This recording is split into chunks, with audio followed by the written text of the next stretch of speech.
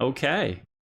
I think maybe we're live for the first time in a while. It's been a minute since we've been on here. We're going to take just a second because some updates and stuff along the way. Some of the audio settings got tweaked on us, and I'm gonna throw it out to our reporter in the field, Britt. Can you hear us on Twitch? I guess if anyone happens to pop in here, because it's been so long, we probably won't get many people here to verify sound, but are we hearing us? Okay. Actually, let's have others talk besides me and make sure that we're hearing all of you as well. So, I don't know, sing a song?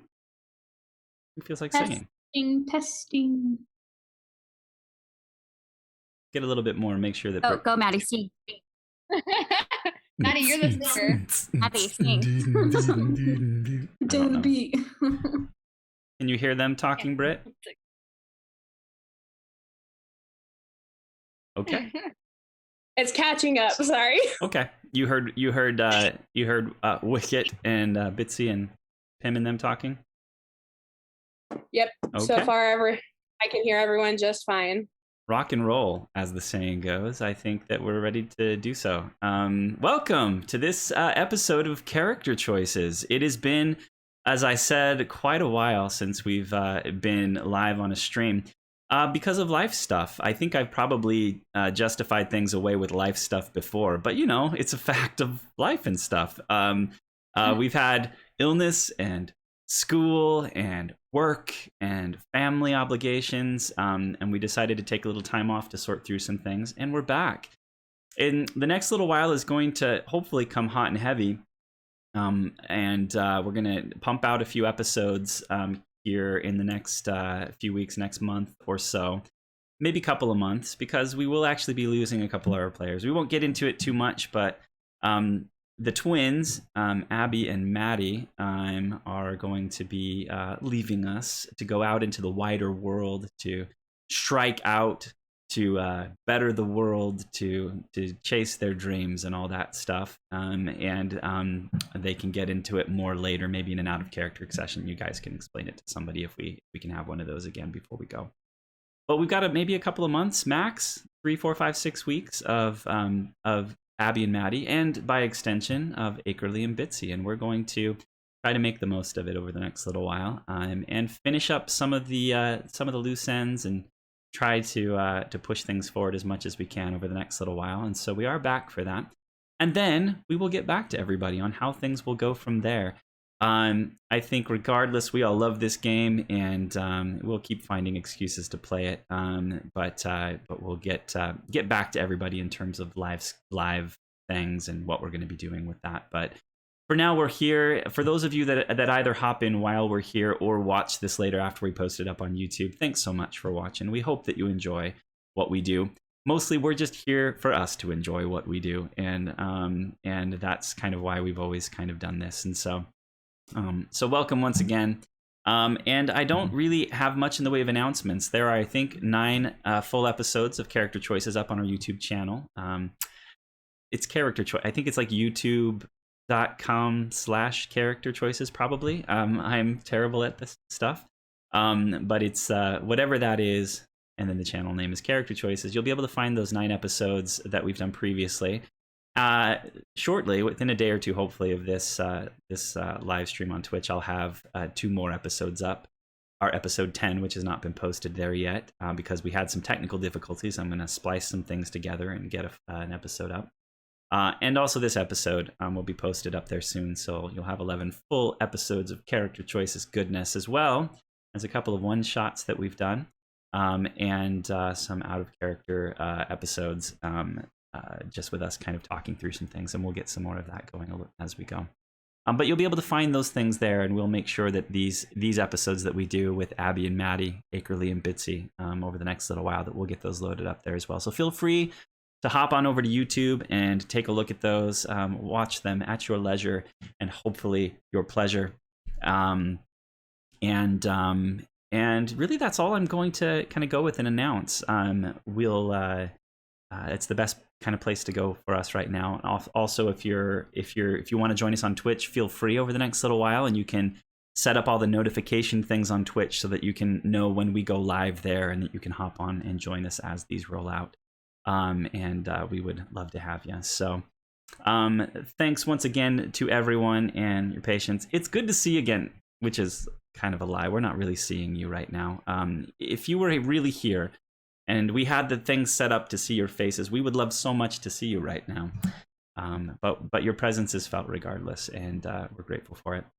With that, I think we're going to go ahead and roll right into this episode of Character Choices, this thing we do where we get together as characters in this world that we've created homebrew style for D&D, and we roll some dice, make some character choices, all in our quest for the greatest story ever rolled. And we're going to continue that story tonight with a bit of a short recap.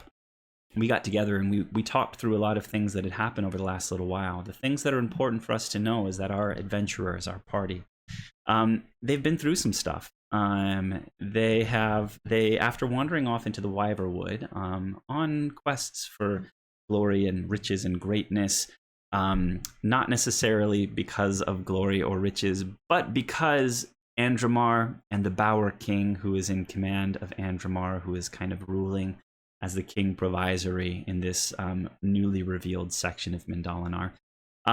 He needs help going out and reclaiming lost glories and riches of old Andromar and increasing and establishing Andromar again. And you all went forth as a venturing hand after having been sworn in by Oath Taker Adif Losant, a Vidalcan wizard cleric from the far northern nation of Rionia on the continent of Euchre. I suppose that I can, because it's here. Why not? Just shoot to this. You'll see the top left-hand corner, the continent of Euchre, and you'll see Rionia all the way up there. They've come down with the Bower King into the central continent here in the central continent of Amarin, and at the center of Amarin, you'll see Andromar, which is newly revealed.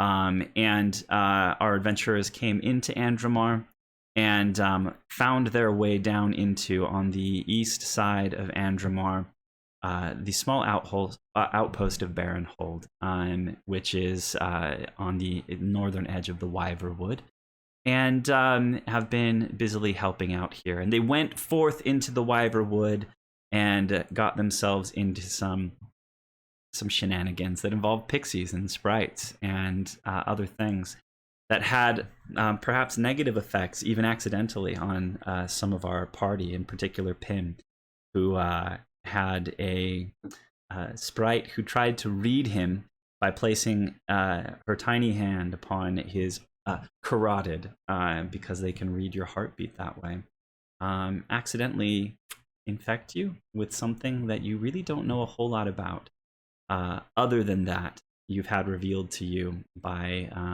a variety of sources, including the Thorn Mother, a large acacia treant, who showed up and helped to cleanse some of what had been happening at the hands of the Talaru, who we discovered are being kind of masterminded by one Icon Enishtala, who appeared to Pim in a dream, tried to bind him, and was only thwarted by the power of the Thorn Mother. And it turns out that his ability to do so is because of that little handprint that ended up on you and somehow infected you with magics and energies related to this icon, who is hungry and thirsty for magic and magical items, and has told you that he needs them in order to unbind himself for certain purposes that he has kept to himself. Seemed a bit creepy, if we're being honest. And we're fairly sure, I think you guys are fairly sure, that he's maybe not like lawful good, I guess in D&D terms. He's somewhere other than that. But and so that is a thing that is ongoing with you right now, Pim. I think the Thorn Mother had let you know that that it's not going to turn you into a kind of a slavering evil being in the next few days or weeks.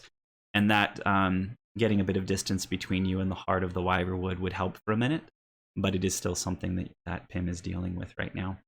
Also, you guys found your way into the Astral Hall, and from there down into the Chancel of Passage, a shrine to the goddess Sif, the cupbearer.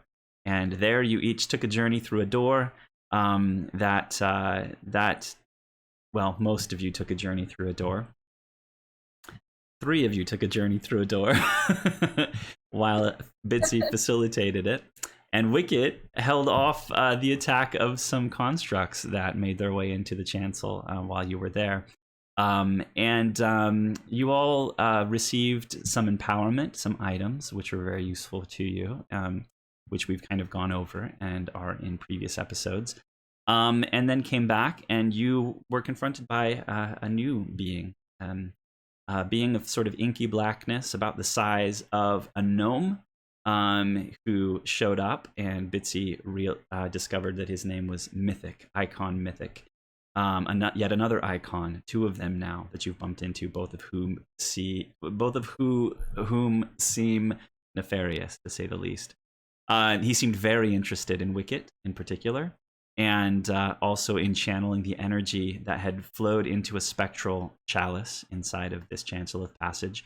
But you were able to diffuse that power by helping your Bitsy, by helping your mates go through doors and come back out again before he was able to use them. But he is still very much a presence. And Renzi Hinterhain, a ghost who was strapped to the altar in the Chancel of Passage, and whom you freed and was able to help you escape Icon Mythic, who would have destroyed you, who would have pulverized you to smithereens, and it was in the process of doing so before Renzi helped you get out. And by getting out, as you left, she, with her last words, hinted to you that Endelwyn, the lost nation of the gnomes that you've heard so much about over the last little while, which has been hidden away and sealed away from the wider world, and in particular to keep it safe from the Kuamel, a branch of the gnomes that was exiled. That Endelwyn needs you. They need help for some reason that she was not able to share with you, but that you would need more power if you were going to defeat Mythic and help Endelwyn. And that's the last that you heard. And you learned quite a few more things beneath the boughs of the Thorn Mother as she cleansed the land, as the sprites, and the fairies, and the pixies that you were connected with were healed and helped by her. By sleeping beneath her boughs, you now gained a mark that will allow you to pass safely in the Wyverwood without being messed with by fairies. And that's a big deal, because nobody else has been able to kind of successfully enter into this place without being turned back by them or thwarted by them in some way. And you returned with the fresh scars, fresh powers, fresh knowledge, and a variety of other things from this place in the Wyverwood, returning to Baronhold to report to those that you are now bound to, and those who have taken an interest in you, such as, for example, Baron Quaylen, who is Baron on paper of this place, but sort of acting as mayor of Baronhold Outpost, and who invested in you as a bit of a patron, thinking that there was something about you, and that you would have success in trying to help him to reclaim knowledge and recover lost assets and gain knowledge of certain things that had been lost by his family, or lost to his family a long time ago. And you did in fact discover that there was a sealed mine right in the same vicinity as the Astral Hall and the Chancel of Passage, and you brought that news back to him. And were told by the guards at the gate to report back to Adolf Losint, the Oath Taker, in the morning to have a bit of a reckoning and to report what you had done. And also where a certain elf who felt very keenly the derision of one of our party, a Nasriel Amakir, who has a very shady history with elves, asked her out, basically. to try and change your mind. He's very proud of his people, and while he's sure that there are some elves who are tools, doesn't think him or his are among the tool box, so to speak. And wants a chance to change your mind. Asked you out for a drink and some dinner another night, and you agreed. We have no idea what your intent is really in this, but you did agree to do so. And as you were reporting to the Baron in the kind of cozy, comfy confines of the main room within Quaylen's Rest, the tavern connected to the inn that he runs here in town, listening to the sounds of a bard in the corner who was inspired at one time by our own bard in Azrael, and to whom she gave the song that a song or two that she had composed along the journey of their exploits. In particular, songs about such things as Pym getting burned nearly to death and a variety of other things. And who may or may not end up sharing those around. You're listening to the stylings of said bard as you partake of food and drink near the fire in the tavern. A new companion standing behind, a large kind of looming over, and by contrast seeming to loom much larger than he would over maybe an average size human, because he's looming over Wicket, our gnome. This is Adam of the Deep, and he has been brought back by Wicket. He is sure that she is the Occam Vey, that she has authority, and is determined to protect her and support her in whatever she endeavors to do. And you've been given permission to bring him to the Baron's place. The Baron has taken ownership of whatever he does for now, and hasn't had a chance to really talk much to you about it. In the midst of recounting your story to the Baron, our technology kind of crapped out last time, and so the stream ended right there. And so the story goes: sitting, eating, drinking, talking to Baron Quaylen. We're going to pick up right where we left off, with you all recounting your tale, him asking you about how things went, and Wicket trying to negotiate a raise without ever having even been paid once by him so far for anything.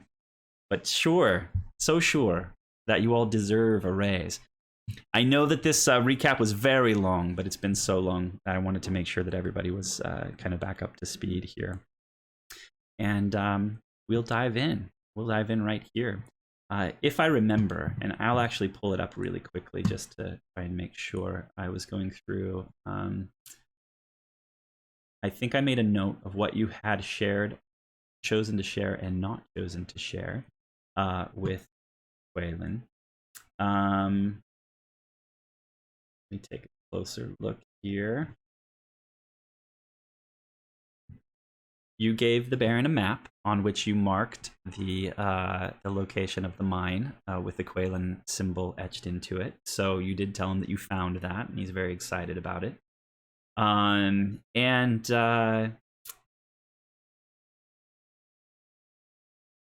The Baron is surprised that you made it so far into the woods without being turned back. Wicket is pushing for a raise because a lot of things happen that were death-defying. They did a lot of death-defying things.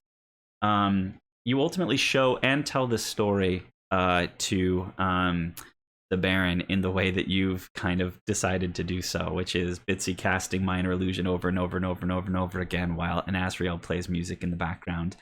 And through this combination of illusion and song, you did share with him. You tell him about the Pixies, helping the Pixies against the Talaru that you ran into. You do tell the story of fighting Icon Mythic, but you don't give him any information about the gnomes or Endelwyn, per se, and nothing about your individual journeys into the doors. And Bitsy very purposefully makes Mythic, who is gnome-sized, look much, much taller than an actual gnome when she recounts the story. And that is where we cut off. Him kind of eyes wide, kind of watching the show as it comes to an end, and then looking at you all across the table over a kind of a tankard that he's got some sort of a light liquor inside of. and with a bit of a smile, saying to you, I'll never get tired of that method that you have for recounting things. You weren't lying. It's been quite the adventure that you've had so far out there. Is that all that you ran into? I hate to say it that way. It looks like you've. There's a lot already, and he's kind of leaning in and kind of eyeing everybody, just kind of in his own way, trying to get a sense of all of you and what you've been through and your relationship here. Wicket's gonna squirm slightly uncomfortable in her seat and like shift over to Akerly and kind of tap her on the shoulder and tell her to like lean down to her. I lean down and try to look as unsuspicious as possible. Oh god. Unsuspecting. Should we like tell them about everything? Like the gnome people who might be something, who may or may not be like forever gone, or maybe not be, because sort of that's kind of in our oath that we should tell them, and we kind of took an oath. Would heroes adhere to the oath that we took? Should we tell them? Should we not tell them? I raise a brow and I say, technically we didn't make that oath to the bear. So This is lawyering this up. And Asriel is gonna kind of lean in There we go. just as conspiratorially and say, goodness, should there be more? I'd really like to hear what happens next myself. Oh. This is an Asriel leaning in. Mm-hmm. I mean, this is you implying that you don't know of anything else. It's kind of a bit of a deception going on here, right? Oh, for sure. I'm gonna have you roll a deception check in Asriel for me, just to see. Let's kick this off. Okie dokie. I just rolled the wrong dice. It's been too long since I've done this.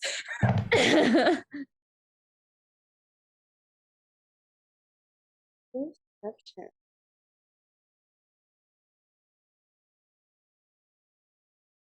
I have an 18.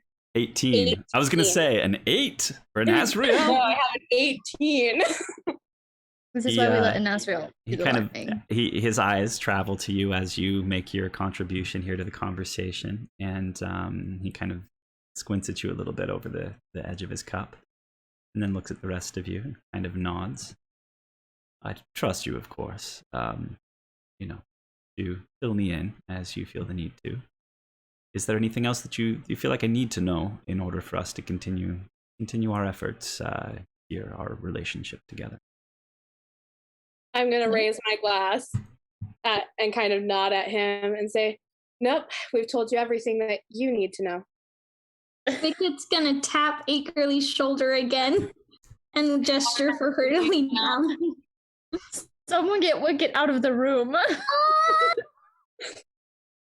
I know we don't have to tell him or anything, but why are we lying? Because maybe he could help them. He has lots of power and money and stuff. Maybe he could help. I'm assuming you're saying this all quietly, right? Kind of off to the side. All quietly, whispering to Akerly. I think if we'll say you're sitting next to Akerly, I think at this point Adam senses what you're attempting to accomplish here, your need for secrecy, and all of a sudden around the two of you, you hear kind of a and you see the shields, his stone shields, kind of enclose you into kind of a cone of silence kind of situation. And just doing his bit to sort of help people from being able to see what's happening, hear what's happening. It's just gonna stare at Adam and then his shields, and then at Adam again, and go, well, not as secret as I'd like it to be, but okay. Well, Akerly. You're very welcome, Akambe. I think until we know the full extent of what we're dealing with, we should keep the amount of people who know about this very small until it becomes pertinent to involve him. So I think he is very helpful. He's been very nice. But we should probably talk to him most. Okay. No. I think after seeing Adam do do what Adam does, the Baron speaks up a bit. I trust that you've told me what you need to tell me. We don't have an exclusive arrangement. If there is stuff that is personal to you, I understand. You've brought me the information I asked you for, which is wonderful. We know more now and with more specificity than we've known it before, and that is very useful to me. There are problems, obviously, with the entire scenario. Among them, in my mind, being that this mine, this family mine, which may in fact be the big one, it's in a precarious place, location-wise. It is still deep in the Wyverwood, or deep enough in the Wyverwood that we would have trouble getting there in terms of the forces that are turning them back. As you mentioned, there are the fairy folk who seem interested in keeping others out. And while it sounds like you all have gotten around that, I'm not sure that extends to me and mine, and it might be a bit of a problem getting to this place. On top of that, it seems that it is connected to, or on, or above, or in, or around a place of power that I don't understand clearly. And I'll need to think on that, what that means. And thus you understand our need for our raise. Nasriel's ignore it. Are you implying that because of what you have to offer in our relationship moving forward, is that what you mean? I mean, now that you understand what we just went through, it's very powerful and hard to get to, and only clearly we can do it. We're the heroes here. So, I mean, if I were hiring a person, I would pay them based on the quality and need of the work. And this is a pretty great need, and we're pretty great heroes, and we did pretty great work. So I'm just saying. And he kind of leans back, and he's got his kind of tankard kind of sitting on, he's a pretty fit guy. It's not really sitting on a belly, but kind of sitting on the center of his chest, and he's kind of tapping the outside edge of it as he kind of looks across at you. I see. I'll agree with you. You've done quite well, and I'll be honest, you've done it faster than I expected. But it is still something that is basically just something I know. The amount of obstacles that still stand between me and actually making use of the information that you brought me are great. And so really the value, although you did put yourself at risk, that is something you signed up for. The value of what you've brought me kind of lies in the future. What you can bring to the table moving forward. I will for sure compensate you for what you've brought me. I am very grateful for the information, and we should discuss that. In terms of our relationship together, I think the bulk of what you can bring me now lies in, as you said, the peculiar assets that you now have at your disposal, specifically in your ability to move through the Wyverwood in ways that none of us can. Now, I do want you to roll a persuasion check for me, Wicket, because you were actively working hard to do that. Now, again, in D&D, there are ways that you can help. If you can think of a way that by saying or doing something, you might be able to support Wicket's ability to persuade him in terms of financial stuff here, feel free, and that would give Wicket advantage on this persuasion roll. I don't remember off the top of my head how your persuasion is, but I don't think you're built to persuade necessarily. I got a 20. Okay. You're not built to persuade. You're actually pretty persuasive now that I'm looking. So it's good to have that backup when an Asriel is not able to do stuff. Charm. Right. Awesome. I will noted, just so you know, I've noted your 20 persuasion roll. And let's begin here. I believe that you will be here in Baronhold for a while. You've taken the oath now to become a venturing hand as a part of the Hallow Guard. And that tethers you here in a way for the next little while, for the foreseeable future. And I foresee that as being a boon to me and a boon to you, because I think that you've done well already and you'll continue to do well. There will be the matter of living here. And as we know, living can bring its own set of expenses. And so I'll start by putting on the table, as a thank you for everything that you've done for me so far, I'll reimburse you for anything you've spent in room or board here thus far, in any both the time that you've spent here in the past. And I would offer up room and board for the foreseeable future. I would be happy to provide you rooms and provide you meals, provide you stable and pasture options for your mounts, those of you that have them, and I will bear that expense for you, which I think that you will see will add up quite nicely over time. And to be honest, I like your energy, and I'm happy having you around. Things perked up quite a bit, even just having you here for a short amount of time.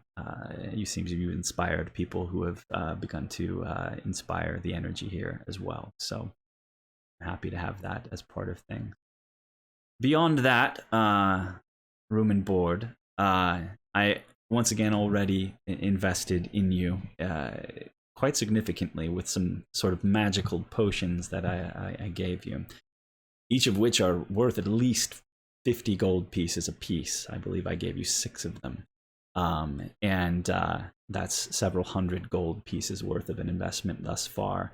And I imagine you probably still have some of that left even with you moving forward. I mean, I feel like that's pretty fair for what's happened so far, and what you have. And then we can talk about how things will go in the future, depending on what you're able to provide for me. He looks at you kind of wicked keenly, who seems to be kind of the one leading the charge here in the negotiation. What say you to this, friend Wicket? I must consult with the group. He nods. I'm gonna turn to Akerly and say, "What do you think?"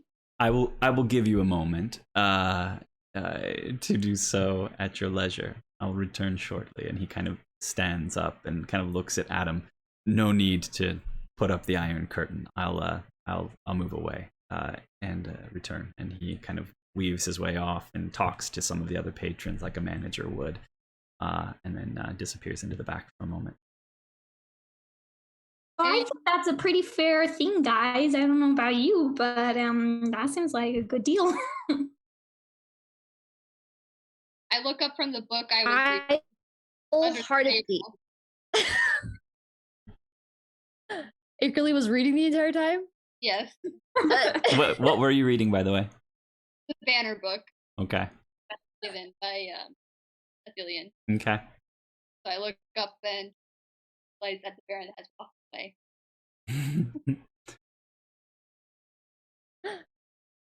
I think it was amazing. And might I add that your negotiation skills are above par and quite inspiring.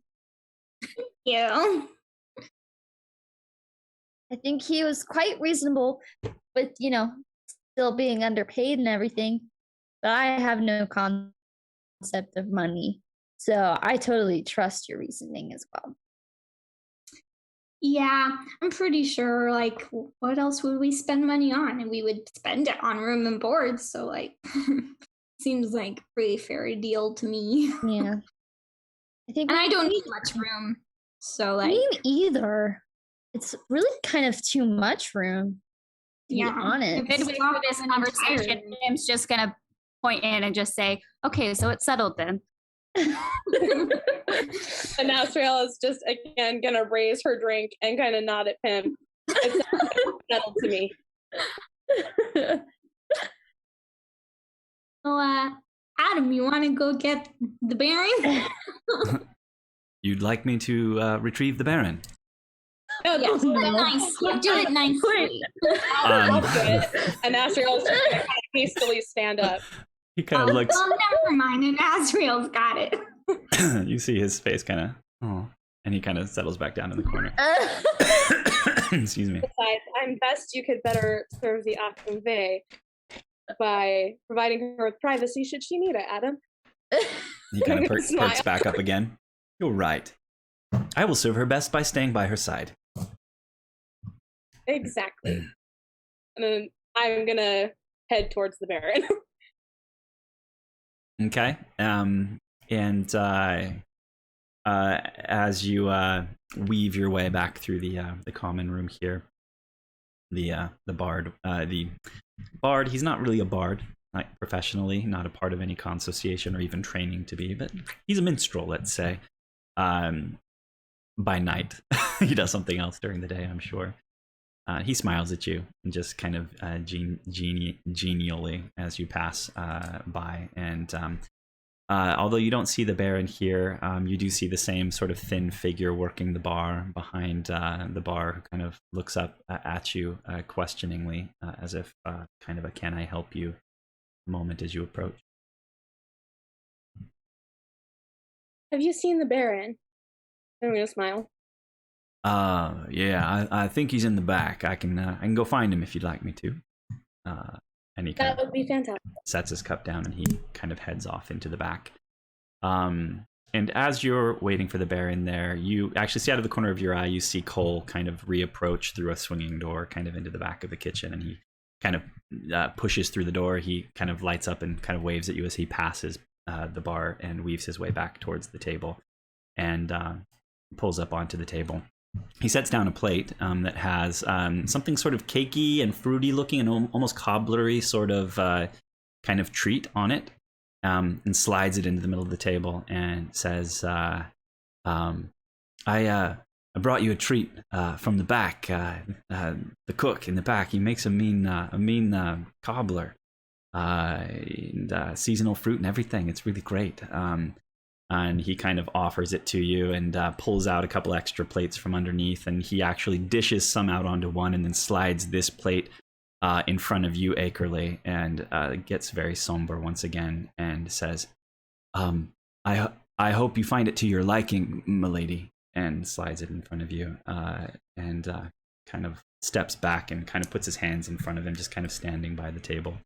And as you partake, or not, of the cobbler that he brought, but you've got your own little shadow at this point, a little less significant than Adam of the Deep, but he seems to just kind of be chilling, hanging out there nearby. Thank you, Cole. Appreciate it. You're very welcome, milady. If there's anything else I can do, just let me know. No, I'm all okay. How's your father, Cole? Medaz's doing pretty good. He's more spry than he's been in a long time. He's been able to set more snares and traps. Even take down some game with his arrows, or with his bow, which he struggled to do for a while. He kind of turns to you, Bitsy. Thanks again. Whatever it is you did for him, helped him out so much. We really appreciate it. I can't tell you enough. Things are looking up for us. I'm glad to hear it. And you see an Asriel the Baron now come through the same swinging door, followed by the bartender. You all have had a chance to powwow? Yes, sir.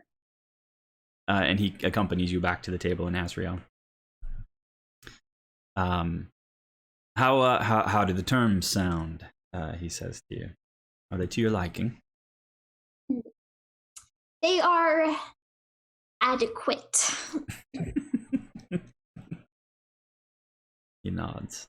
I'm happy to hear it. I look forward to what we might be able to do together moving forward, and perhaps we can talk about it a little more tomorrow. I know it's been a long day of traveling. It is becoming late now.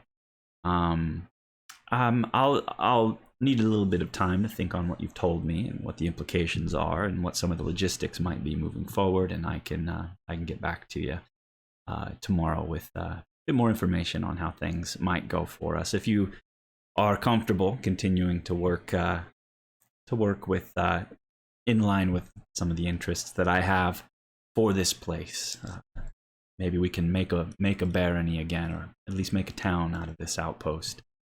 It'd be pretty great, he says.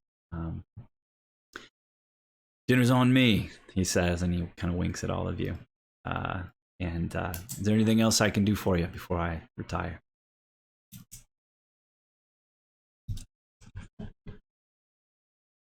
Nope, I think we're good. Thank you for the meal. And thank you for what you've done. And he turns and he sees Cole standing there. Cole, what are you doing out here? There's stuff for you to do in the back, yeah? Oh, fine, okay.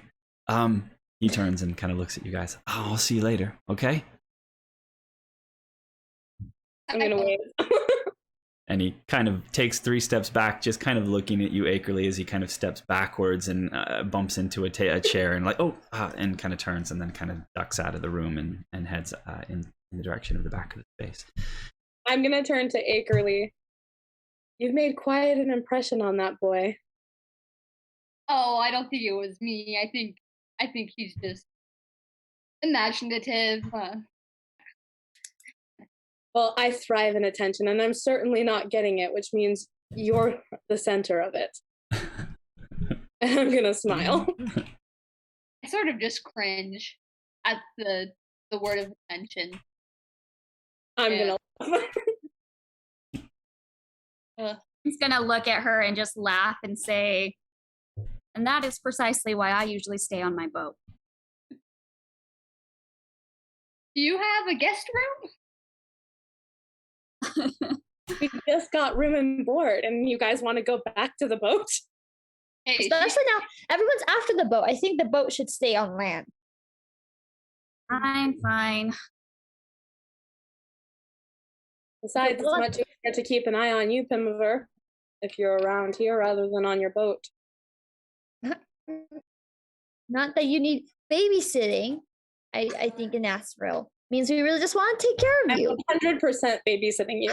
Asriel. I'll raise my glass. Or, it's probably just because we like having you around, Pim, and you make us feel safe. So Yeah, what Wicket says. All good points, and I'm going to look at Pim and reiterate, but I am 100% babysitting you. Just want to be clear. I'll stay in the inn. Thank you very much. Okay. And you can stay near my room. And I forgot to mention In case there's shadowy things coming trying to take me away. Yeah, because she needs help, not for any other reason.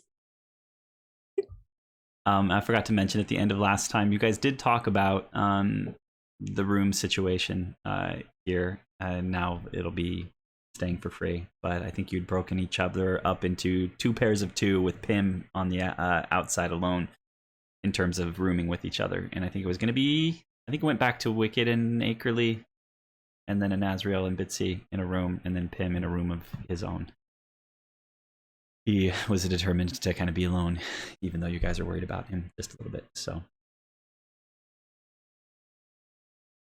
is there anything else you all would like to discuss or do before you retire for the night? I'm just going to look at everyone and kind of wait. I'm bored. Bored? We just came back from almost dying. You're bored? And that was several hours ago. No, I'm going to look at Bitsy like she's crazy. I'm gonna reiterate. I'm gonna return the look. What time of day is it? Is it like even close to nightfall, or is it just like the sun has gone down now during your kind of walk up to Quaylen's Rest. You came in basically at dusk, through the gate, and after traveling all day from the Wyverwood, and then you've spent maybe 20-30 minutes just chatting here, and the light's gone now outside. Who's in the room, David? In the common room here in the tavern. Mm-hmm. It's you all on the largest kind of corner table of the space, and it's bustling fairly well here. So there's maybe one table that's not got people at it here. They're here in the main common room, so a variety of farmers in their sort of more homespun, sort of plain clothing that bears even a bit of the sort of sweat and kind of dirt stains of the day's work. You can see variety of other tradesmen and craftsmen type blue collar workers that are here with their hands wrapped around their tankards, smiling and kind of tapping their toes and laughing and chatting with each other. It's very amiable. You don't see anyone that you know outside of the main minstrel, and the serving girl that was here before kind of weaves in and out and kind of through the swinging door and taking care of tables, and the same gentleman who works behind the bar, kind of a tall, thin gentleman. But outside of that, you spy some more solitary types through the smaller door that goes into the second kind of offshoot of the common area, smaller room with more booth style kind of settings, and those that wanted to kind of be to themselves a bit are kind of in there nursing drinks of their own and kind of eating meals, but kind of more solo. The room that you're in is where the livelier sort of people are here to kind of jaw and talk and kind of listen to music and have a good time. I'm gonna look back at my friends. Are you going to entertain me, or do I need to go find entertainment? They will entertain you. I have to go feed my horse. So I'm gonna kind of subtly lean back at the mention of your horse. Sure, you do that. Someone has to feed the animal, I suppose. Since I kind of almost died, I'm just gonna take an evening if y'all don't mind. I think I'm kind of tired. I, for one thing, have had enough excitement for a few days. I'll probably call it a night as well. Well, I know a grand story about a toad and a rock, and I'm going to pull out a minor illusion. And start telling a story. At this point, Kate really gets up and heads toward the stalls. At this, Anasrael is gonna lean back and swing her feet onto the table and just kind of gesture in a proceed kind of way. Wickett's gonna go find her bedroom, wherever that is. I'm gonna do the same. You can see Bitsy climbing up onto the chair as the climax of the story around comes about. Okay. Hear a loud laugh from Anasrael from across the room as you guys leave. And you do go your separate ways. So Bitsy and Asriel kind of remain in the common room to entertain each other and kind of bask in the energy, being slightly more extroverted. Pim, off to your room. It's easy enough to kind of talk to whoever you need to talk to be kind of shown to what rooms will be yours now, kind of reserved for you over the next little while. They are better than the ones you had the first time that you stayed here, and they're a slight upgrade from that before. There's more furniture. There's just big enough to have a bit of a sitting area as well as a sleeping area in the situation, and a place to kind of read or write or do certain things in there.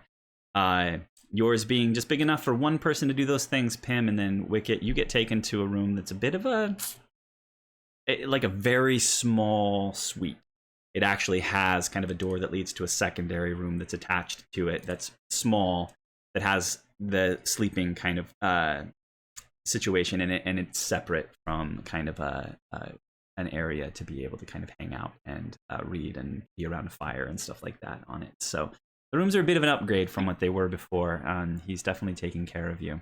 Adam of the Deep gets some eyeballs as he follows you through the room, bumping into some chairs and some things as you go, and follows you up into the kind of upstairs area where this is, making quite the thumping noise on the floor of the inn as he travels to your room. And he looks at the door, which is, it's questionable. He's gonna have to maneuver to get his bulk through the doorway and into your room, and he kind of looks down at you questioningly for a moment. Would you like me to watch from inside the room or keep watch from outside the room? Whatever you want, I guess. You can stay outside if you don't want to try and come in. That's fine. I think I can make it. And he begins to kind of, he unfolds almost like wings of a bird, his shields, and he sticks one through the door and kind of like begins to kind of wiggle and maneuver his way. And he bangs the door jamb a little. Yeah, as he comes through. I'll fix that. He finally does manage to kind of work his way in and stands sort of at the ready. And as you go about your night, he'll kind of follow your lead and kind of remain. He generally wants to be in the same room with you. And if you ever need him to kind of look the other way or step out for a moment, he's happy to do so as long as he's in the same general space as you. But if you do end up going to sleep at some point, he will kind of be nearby as a maybe comforting, maybe disconcerting kind of shadow in a corner nearby. Is there anything you'd like to do, Wicket, before you pass out? I think Wicket's just gonna kind of like watch him do his thing, and then after he gets in, she'll look around and then just kind of plop on the ground, kind of like exhausted, and kind of put her head in her hands and just quietly think to herself and not say anything. But then eventually she'll pull out her wand and just kind of fiddle with it and start maybe like adding little bits of pieces of material to it and just messing with it in general. Okay. You do, for whatever it's worth. Your wand hand feels different than it did before. There's kind of a persistent, as you're kind of there working on holding your wand, a persistent sort of warmth and energy. And every once in a while you catch just a hint of a tendril, sort of moonstone colored kind of wisps kind of moving off in the direction of Adam of the Deep, as a reminder of the connection, some connection that you have here between him and you and the power that you have, etc. So you do notice that as you I'm gonna shove it back in my bag or pocket and turn to Adam and just say, "So you're a robot, right?" I am a construct made of stone and iron, and here to do your bidding, Akambe. Am I like what are you made of? Do you mind if I like touch you? You have my consent. And he kind of stands and kind of holds his shields up, and I'm gonna like tap his face and see if it makes a clang sound or not. Yeah. So the face is definitely, there are bits of him that are made from stone. You can see stone woven into certain things. The stone seems to have been kind of, I won't say pasted, but kind of cemented on somehow to his exterior. He's made mostly of metal, and his face is a flat kind of pane of metal. And as you tap it, you can kind of hear the bit of a tip tap and maybe just a hint of hollowness inside of the kind of head construct. But there are like thin kind of layers of stone added, a thicker layer of stone added on the outside of the shields. And you get the sense, actually do an investigation roll for me as you kind of poke and prod.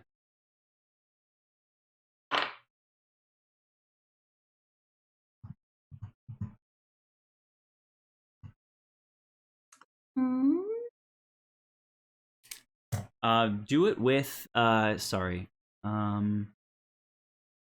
want to say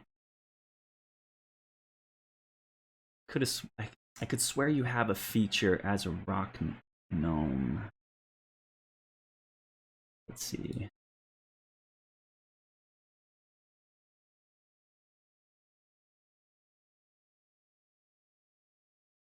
I'm going to go ahead and just give you advantage without digging around too much here in your character sheet.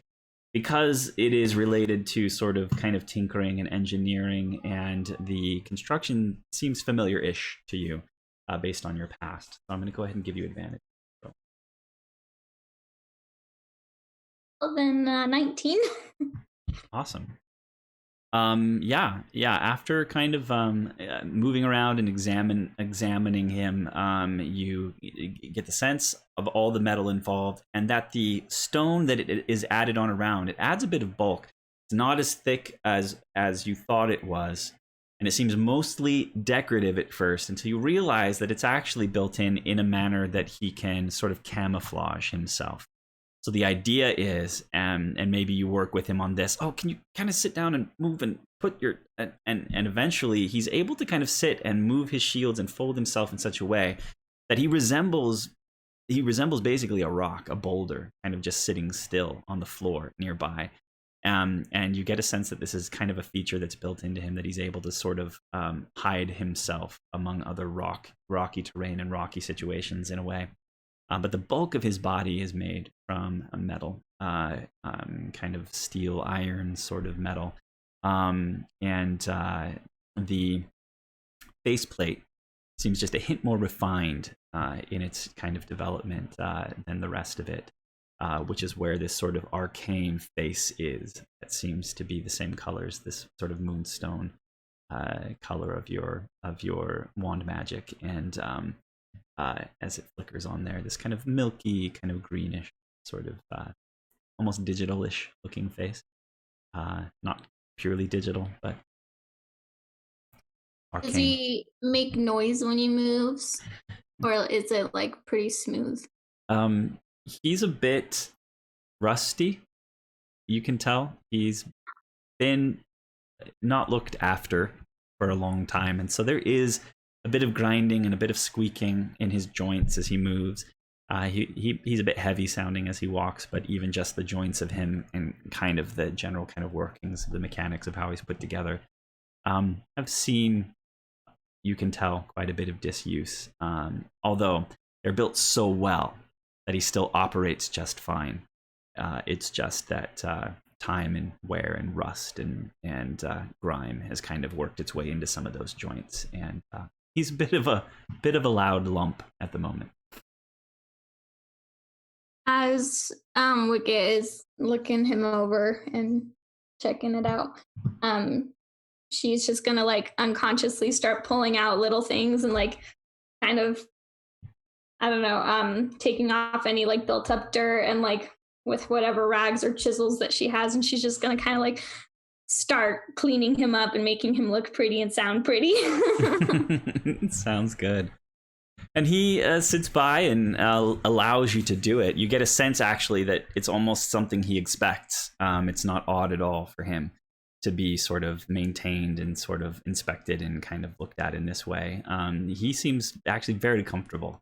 You almost catch a bit of a smile on his face as he is in this situation with you. And yeah, you go to work. I'm gonna have you make a roll with your tinker tools, which you are proficient with. So I think right now I'll have to double check how it goes, but let's make it a we're just going to make it a roll, a straight d20 roll with your dexterity modifier. And we're going to add your proficiency bonus because as a rock gnome, you are proficient with tinker tools. So that'll be a +5 to your roll on a d20.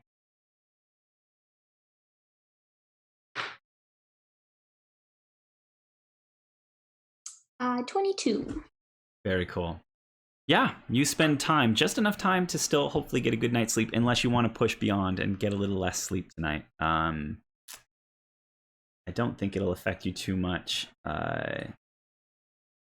because you already rested before, so it wouldn't affect you over much to get a little less sleep. If you wanted to spend a little extra time, but whatever time it is that you do spend is very well spent, and he is moving much more smoothly, and he's cleaned off and shiny looking, and you've kind of tackled the edges and the things and kind of cleaned things off and beat some things maybe into place a little bit. And you hear maybe a muffled kind of from through the wall every once in a while as you're banging on things at night. You do a great job, though. He's going to look much more spiffy in the morning. He's going to be much quieter, other than just heavyish footfalls, based on that 22 roll. So, way to go on that. He's quite the companion now. He's quite something to look at. Thank you. Gonna Thank you, Akamve. I feel much more myself now. You're welcome. I feel much more myself now that I've done that. It's been a hot minute. Well, now we are together and we can do this all the time. Yeah. Maybe I'll think up some upgrades or something. We'll see. Anyway, thanks for letting me tinker. Not a problem. And yeah, anything else you'd like to do? Good to go? At this point, she'll go to bed. Okay. Pim, you get to your room. It's great. Is there anything that you'd like to do at all before you kind of roll into bed? No, I think Pim is just gonna kind of put his things away and try to sleep. I think he's got a bit on his mind and some things he's trying to kind of wrap his head around. So I think it's a bit of a fitful night sleep for him. Mm-hmm. Attempt to get as much sleep as he can. And your dreams are definitely unsettling. Nothing super out of the ordinary, I would say, from kind of normal dreams, but they flow. You've had such a surge of input.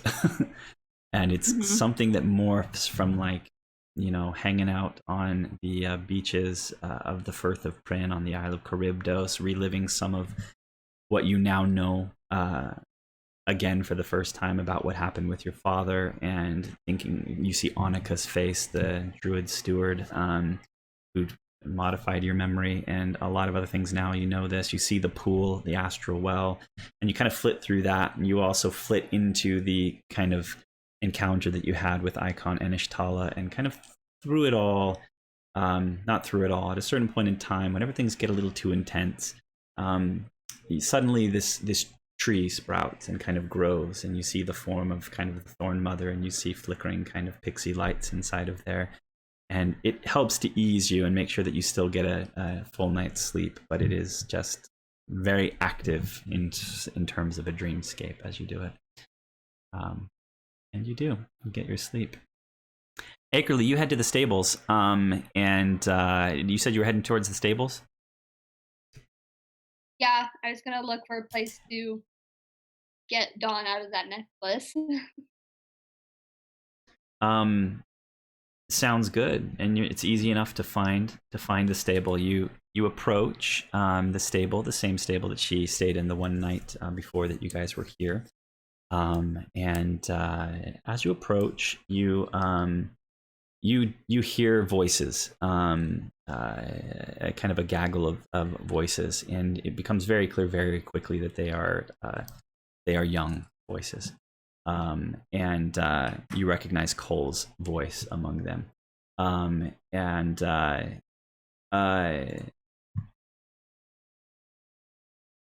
Sorry, hold on one second, as I'm madly doing my multi-screens all over the place with all sorts of information on them.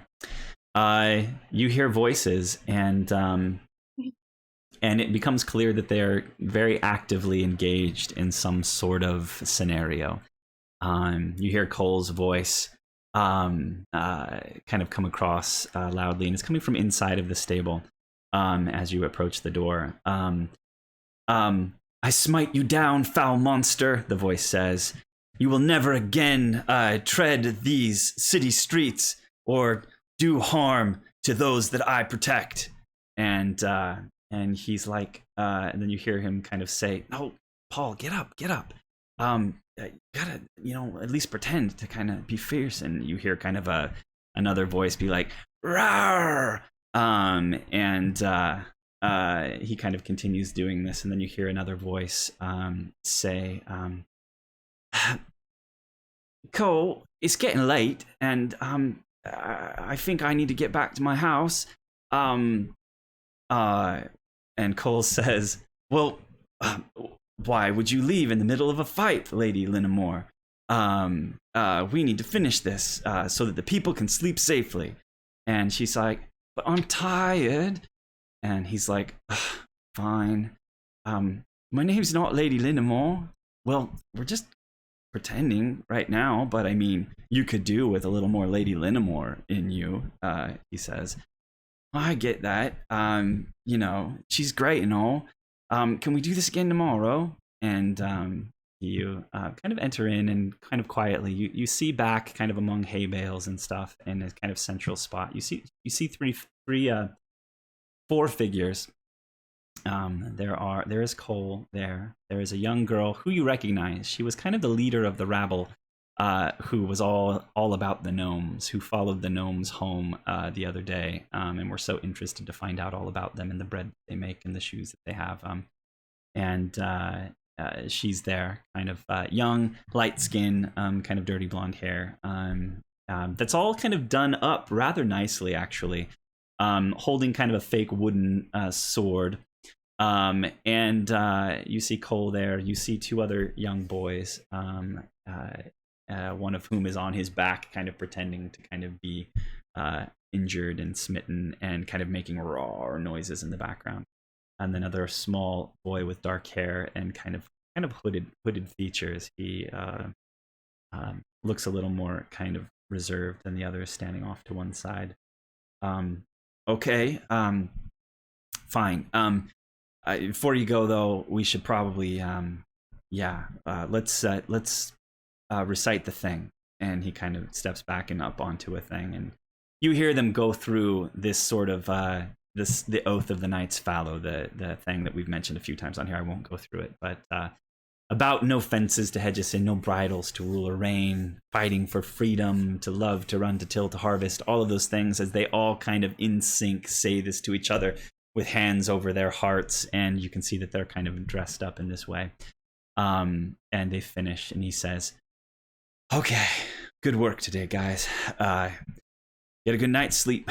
Never know what evil's going to be here tomorrow." And he kind of steps down off the thing, and they kind of laugh and poke each other as several of them kind of move out. You hear him kind of call them by the name. "Thanks, Jen. Good job, Paul.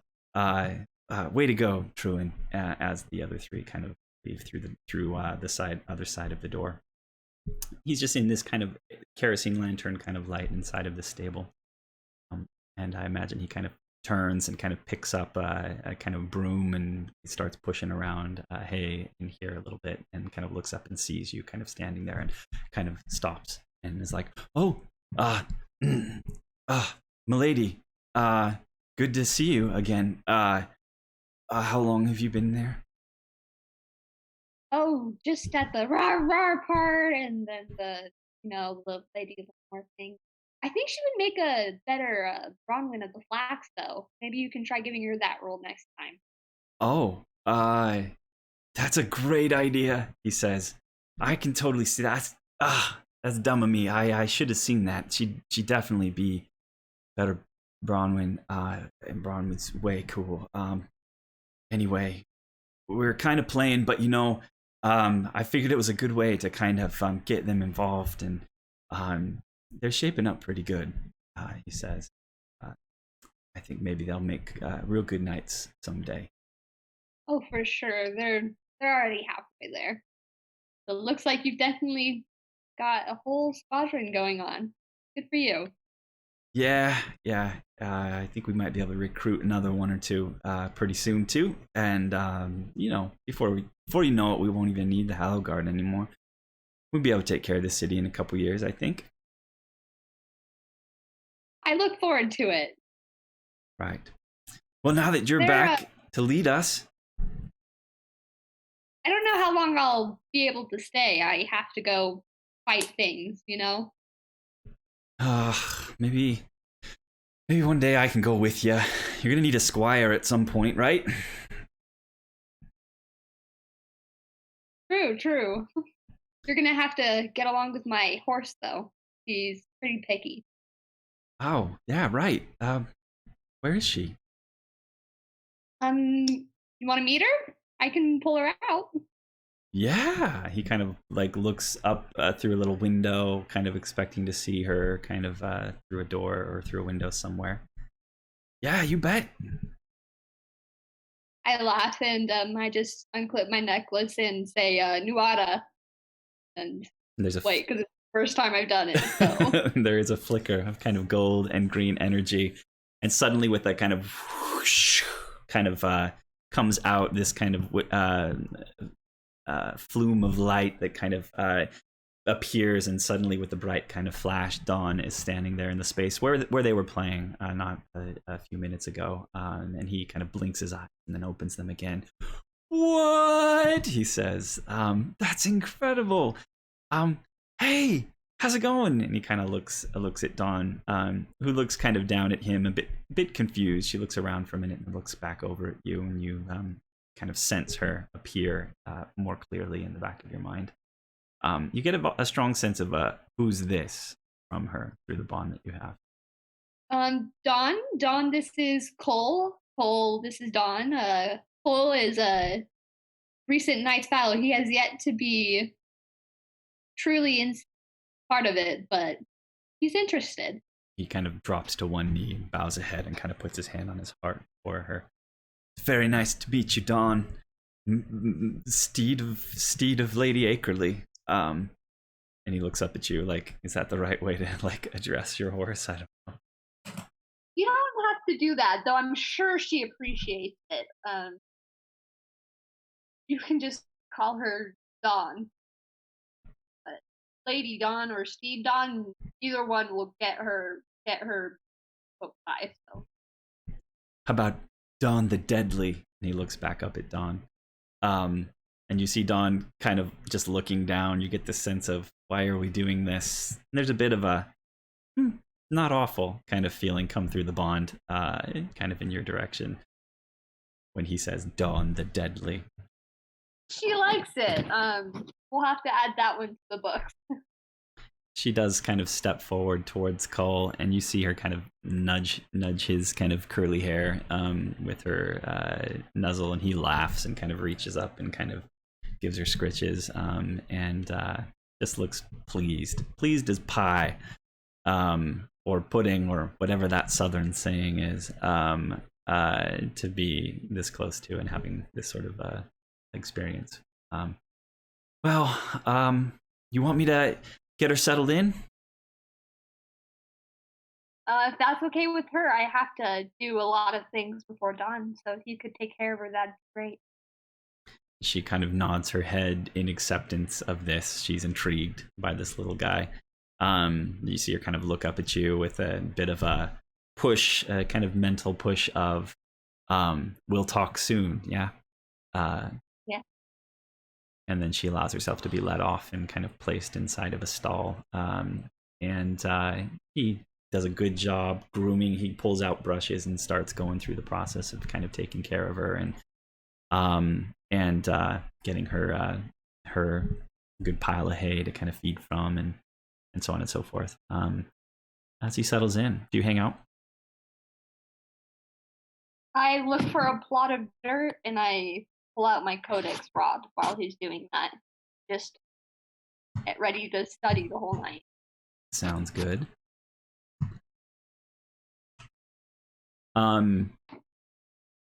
You do. You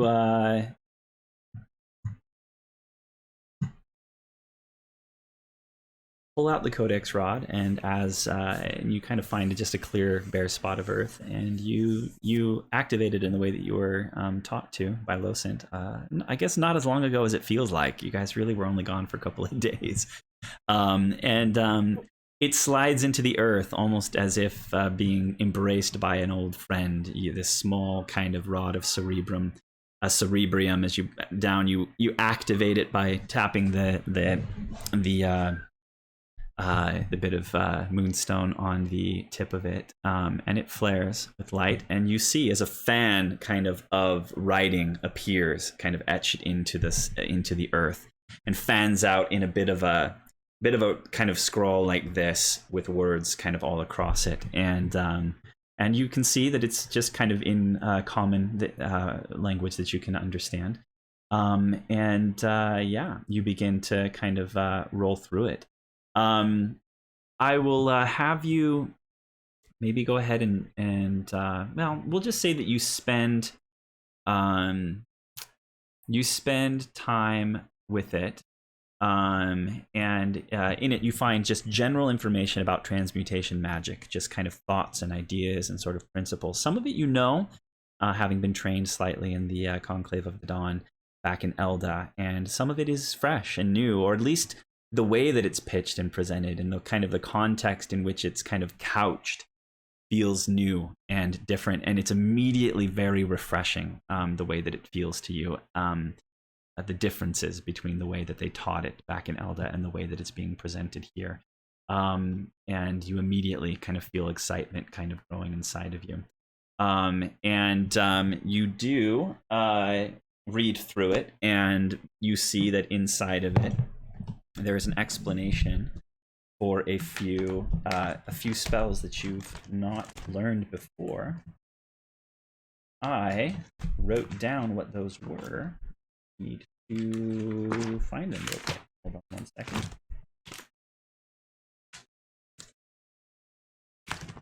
Oh. This is classic. Classic David has too many places that he writes information while he's thinking about things. Is it in Scrivener? Is it in my notes app? Is it in my OneNote app? Is it in my handwritten notebook? Who's to know? I think it's here.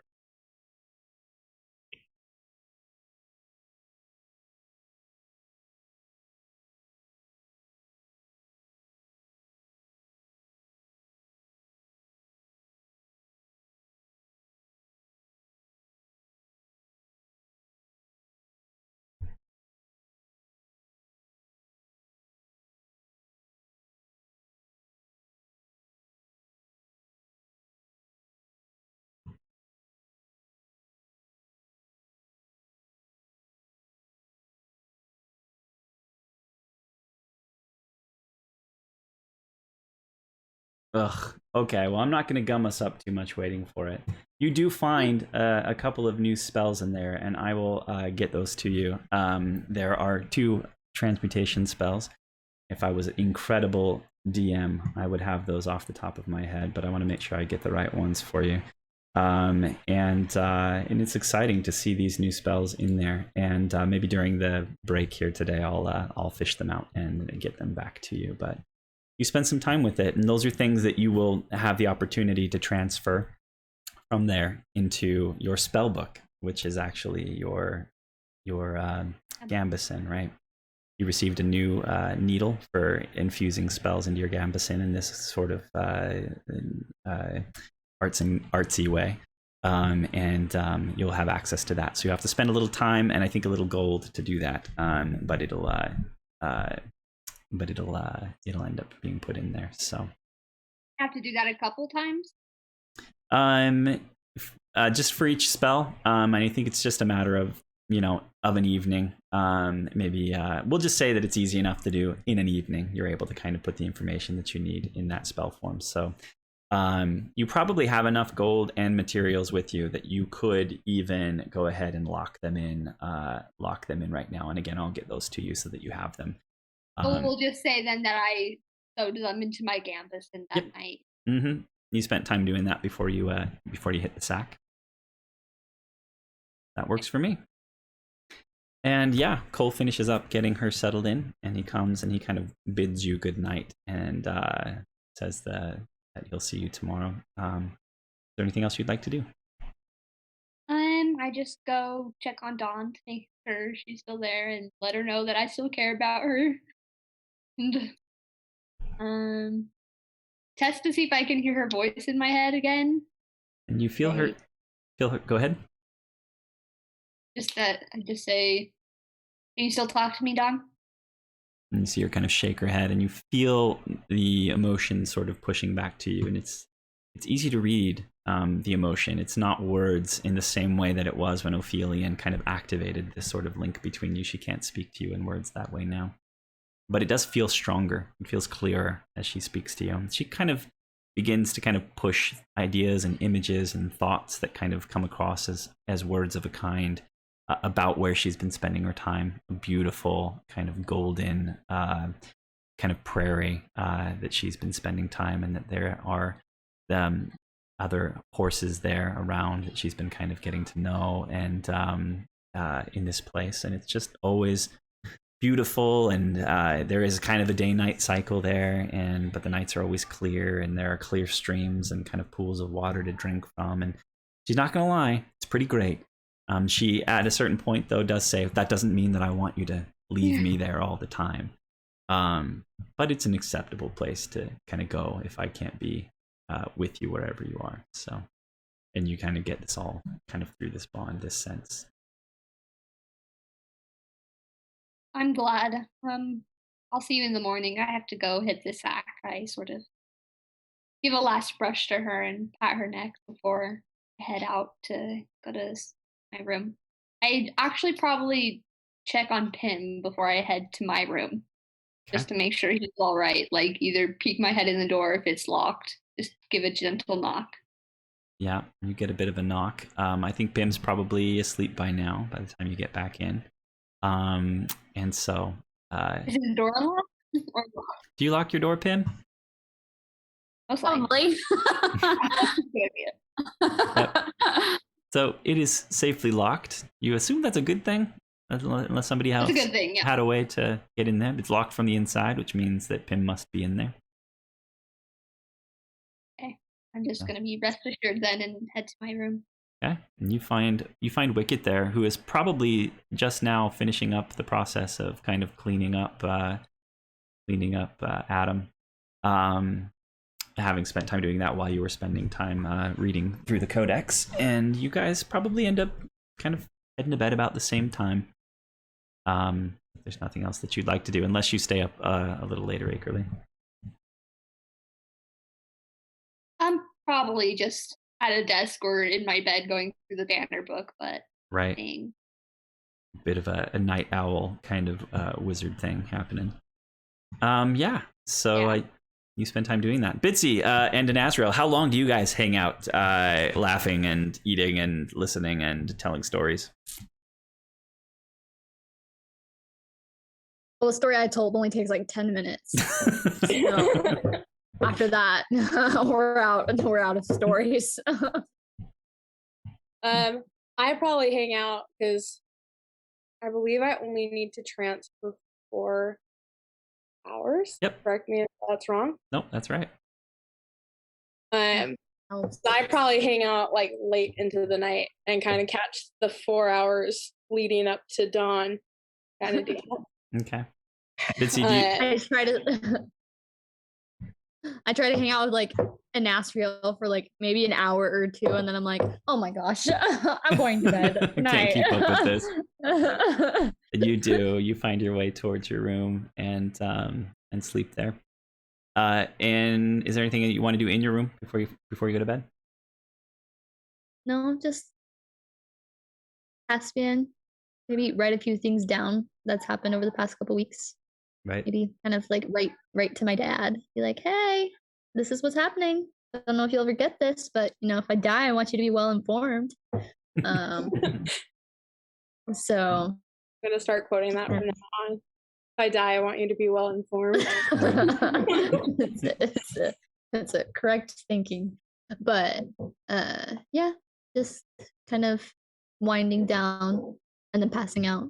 Hard sleeper. Cool. I think Caspian, he attempted to kind of hang in there with you, but he was asleep before you even walked up the stairs, I think. And he kind of leaps off and snuggles in while you're finishing writing things up and stuff, and kind of curls up and crashes.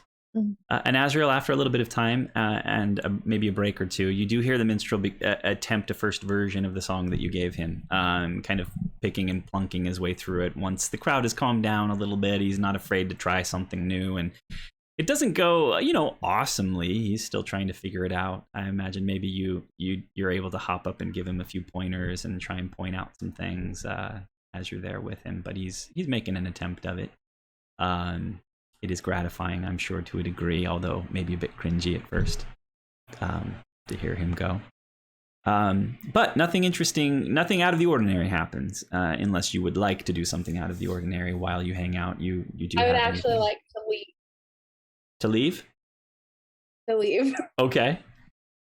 Where do you go? After a while, kind of seeing Bitsy off up to sleep. I am left alone with my thoughts, and that's kind of the worst thing for me. So, me being me, I stand up and stretch and go off to seek entertainment. Okay. Wait, did you have that date tonight, or was that a different night? Did I have what? The date was another night. No, that's tomorrow night, technically.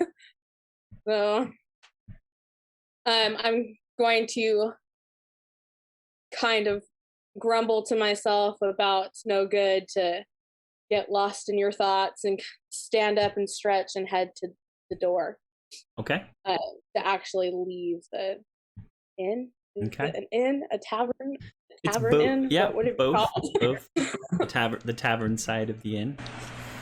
Easy enough. I mean, you step out into the evening, the late evening air. It's cooling off nicely, heading out of summer and into fall almost now. See the stars in the sky above you. You see some torchlight and stuff down below you in the Hallow Ward, where the Hallow Guard headquarters are, and the Oath Taker's office, and more from across the outpost. At the other gate, at the other side of the outpost, there's also a bit of a compound where the actual leader of the Hallow Guard, the main leader of the military force here, has taken over a larger kind of manor house on that end of things, and it's lit up. And you see little spots in between as you go through. There seems to be one place in particular in the outpost that's a bit more lit up than the rest. Outside of Quaylen's Rest seems to be maybe the other place that people hang out of an evening for whatever reason, although it's hard to tell from here what that looks like or entails. In which case, I'm just going to trust my gut and go in that direction. Sounds good. You do. You wander down. You follow side streets and kind of your sense of direction, and eventually start following the sounds of voices, and you make your way between kind of the low, humble, kind of wooden, kind of clapboard buildings that the majority of those that live and work inside of Baronhold call home. The row houses like what Poe and Co live in. And follow voices. You do begin to hear the sounds of music playing, some fiddling, and some pretty lively sort of kind of music. Nothing to write home about, but it sounds like just kind of, local people doing their thing, a little less professionally than even the minstrel guy inside of Quaylen's Rest. You hear the hubbub of voices, and you begin to hear some of them kind of being like, oh, and kind of, yeah, and kind of happening. And you do exit into an open space at the center here. It looks like a bit of a marketplace, kind of. There are some stalls that have kind of pulled up for the night. And you see one large building in the background that is made in the sort of husk, as most things are here. It's partly stone and then partly filled in with plaster and timber. And it's kind of a long building with many windows kind of in the front, and kind of a porch that hangs out with like thin sort of timber columns holding it up, and like a low kind of almost Western town style sort of porch on the front of it. And at the center of the clearing is an octagon to state it's shaped like an octagon, and has a bit of a almost like a boxing ring style kind of setup around it in the center of the space here. And there are large sort of torches in tall kind of standing things around. You get this kind of flicker of kind of crude light. Many people have been gathered here. The building across the way, you can see a big sign above it that says Bandyman's Bounty. And seems to be some sort of a store, some sort of a general goods store, probably mixed with a lot of other things. And you can see crowds around this central sort of octagon space. And inside of it, you can see two burly-ish looking men stripped down to their just their breeches, with some very kind of Irishy kind of style, kind of fisticuffs kind of happening as they kind of pummel into each other. And people kind of oohing and ahhing, and kind of money passing and exchanging between hands as people kind of make their bets and things as they go. And you can see that there are a couple of what appear to be Kenku. I'm thinking that you roll me a history check real quick.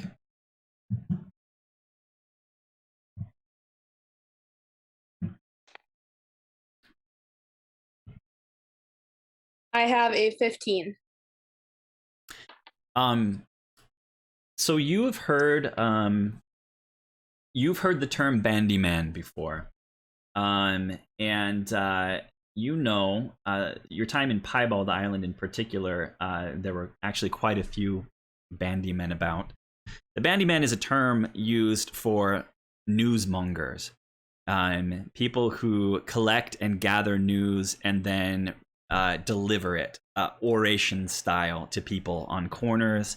They're willing to, for a coin or two, let you know what the juiciest sort of gossip is and the news that is coming in. And Motley Bay and Piebald Island in particular being a place where lots of people come and go, it's kind of a hub of information. And so you knew that there were quite a few Bandymen there. You know that some of those Bandymen, at least a certain percentage of them, happen to be Kenku, which are these sort of raven-like bird men that stand maybe 4 feet tall, and don't have wings per se, but have kind of feathered arms and legs and a very ravenish looking face with a beak on it, and that they don't really speak on their own terms.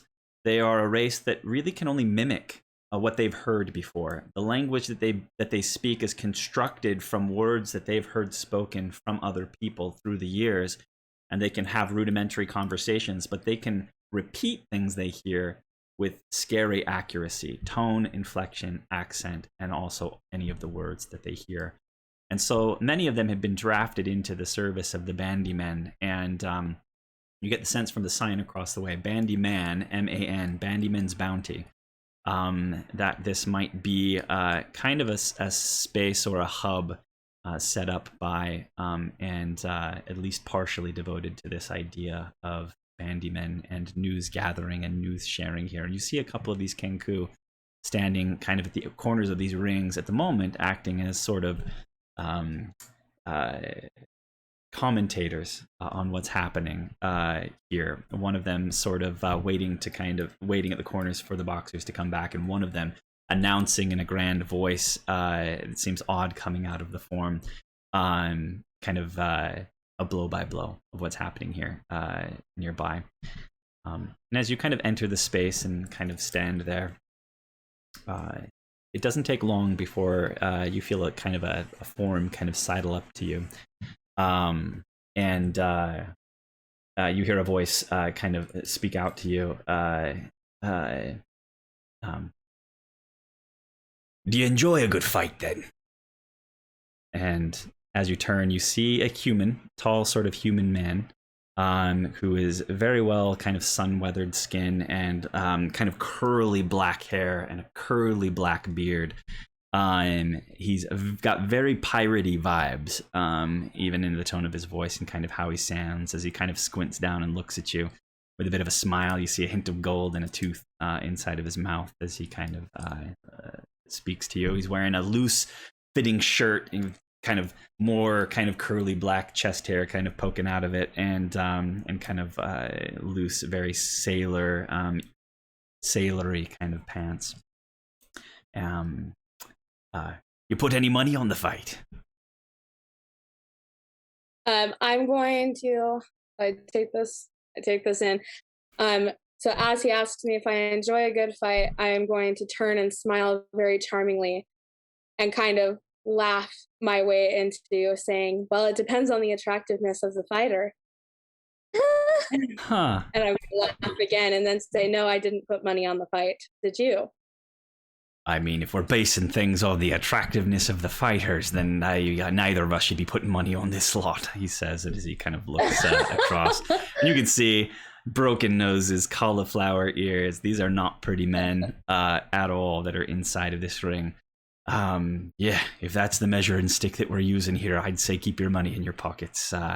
And better spent there or on something else. So he kind of turns and smiles, and he kind of puts a hand out for you with a smile, and he says to you, my name is Baron Bandyman. I've got to admit, I've not seen you around here before. I think I would have noticed. And he kind of eyes you up and down. What's someone like you doing in a place like this? I'll take that as a compliment, and I'm gonna kind of flip my hair and smile. To be honest, I'm just looking for a good time tonight. And was lured in by the crowd jeering at the fight. I see. Well, there's many things that you could do for a little fun, but I'm not going to lie to you. It's a bit limited in a place like this. We are a bit of backwater. I mean, if we were back in, say, back on Piebald Island or in one of the big Koromari cities or even some of the cities in the north, if you've ever been up to Tornall, there'd be more to do there than there is here in this place. But are you from around here? Not really. I'm from all over. You've probably seen more than what you have here, and I doubt anything that we have is going to attract you overmuch or keep you busy for too long. So, I mean, all that we can offer you is maybe a good drink and a spectacle, for whatever it's worth. He kind of nods in the direction of the fight happening. If you come back when my store's open, if you like shopping, then there might be a thing or two inside to catch your eye. Actually, and I'm going to smile again. What do I have to do to get in on the fight? Really? Well, we're full of surprises, I think. I mean, this is gonna happen. I'm not gonna lie. I could put in a word, seeing as most of these mooks work for me. I could certainly put you on the billing. That's something that you're interested in. She wouldn't have asked For tonight, I am. As long as your men don't cry when they're beat. He laughs heartily at this and looks up and down. Are you sure? What, you don't think that I can take them? I've never been one to tell anyone what they can and can't do. I'm going to lean in and smile and say, I thought we were judging this on the attractiveness of the fighters. You wouldn't put money on me? He winks back at you and says, dear, if that's how we're judging things, I'd put all my money on you. And he turns and laughs and strides forward. Right about this time, you hear a "oh!" and you see one of the fighters go down in the ring. And one of the Kenku jump down and kind of starts slapping a feathered hand on the wooden floor. It's not even really a mat, just a wooden floor of the octagon. And then a whole bunch of disappointed mixed with exultant kind of cries as one of them is pronounced the winner and the other one is dragged out of the octagon. And right at that moment, Bandyman kind of slips through the ropes and into the ring and puts up his hands. Well, I hope that you enjoyed this fight tonight. I've got a bit of a surprise for you, a bit of a delight for those of you that are from around here. something to tickle the fancy and break the monotony of what we've got, going on here. Get your pocketbooks ready. You're about to see something interesting. I can't promise how the story will end, but let's give it a go. And he kind of puts an arm out to you. Bring in the next fighter. And he kind of beckons to another guy, and you see another kind of oiled up, burly-ish looking dude kind of flex his neck and kind of step in the direction and through the ropes. We've got a bit of a wild card that's entered into the arena tonight, and then he points in your direction, and all eyes turn to an Asriel. Brightly colored, green skin, pinkish hair, a lovely shade of, I don't know, coral, and all of your trappings, which are you're basically dressed like a brightly colored, flirty-looking peasant girl. There's a bit of with your beret and like a kind of dress with a skirt on it with kind of puffy sleeves and kind of colors and stripes, and it's elegant and interesting, but you see a lot of jaws drop and someone laugh out loud as they see you at this point in time, and they look back up at Bandyman as if they're expecting him to say, "Just kidding, this is a joke," well, come on, darling, he says to you. The I'm crowd's gonna wave waiting. to the crowd as I walk up. And he kind of leans into you as you step in, and you have all this reaction from the crowd, mixed bag of reactions in the crowd. And he leans into you and kind of whispers, "I don't think that I got your name. What should I call you?" An Asriel. He turns immediately, and he actually leans down to one of the Kenku nearby, and you see him kind of whispering into the ear of the Kenku, and then he steps back and kind of nods and goes out, and then the Kenku turns to the crowd and actually kind of jumps with a bit of a flapping leap onto the top of one of the corner posts of the octagon and raises out its feathered wings, and you hear Bandyman's voice come out of the Kenku's voice box as loudly it proclaims to the crowd, "I present to you, ladies and gentlemen, the fight of the year. Between our local fighter here, our friend, our pal, somebody who's been in a scrap or two, Jim, we'll call him." Fighting for the pride of the timbermen of our local outpost here. And we are very pleased to introduce to you the one, the only, the lovely Lady Anazriel, manslayer extraordinaire.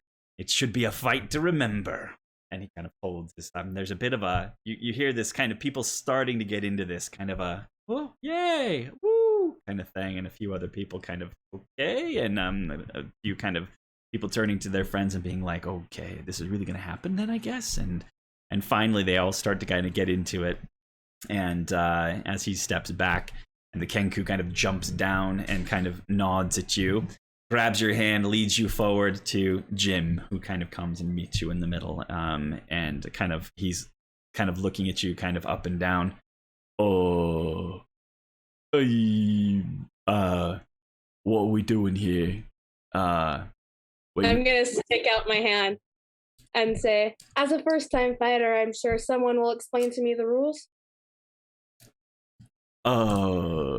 Yeah. He kind of looks down at the Kenku, and the Kenku turns up to you, and in a different voice, not Bandyman's this time, says to you,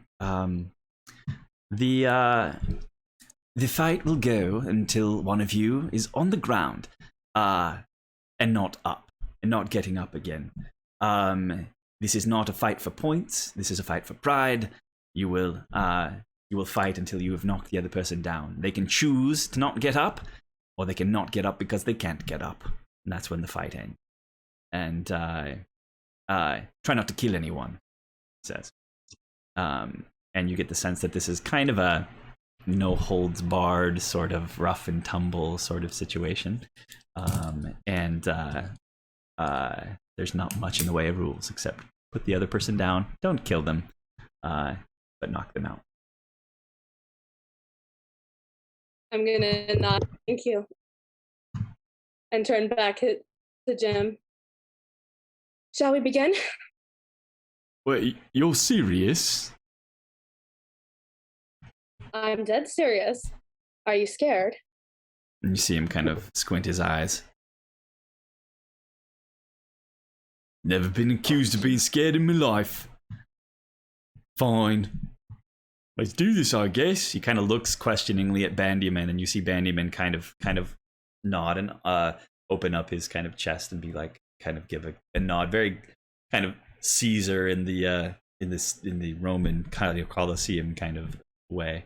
Oh, okay. And he kind of turns and goes back, and you get the sense that he's done weird things before, and so he's gonna let himself sort of get over this. So I'm gonna turn to the bin as Jim kind of retreats and just clarify once again. No killing. Opponent on the ground. Other than that, anything goes. Who did you say this to? The Baron kind of loudly projects. Oh, yeah. He looks at you and says, "Them's the rules. You try to leave him breathing. Otherwise, anything else goes. Once I'm he's gonna not..." kind of roll my neck like this and crack my knuckles and just say, "Excellent," and step back. Awesome. Okay, so let's do this. Let's have you roll initiative at this point in time.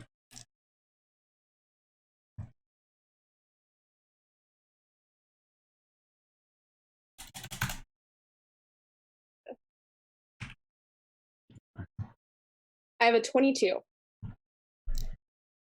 I always roll well on initiative and then poorly when I'm actually fighting.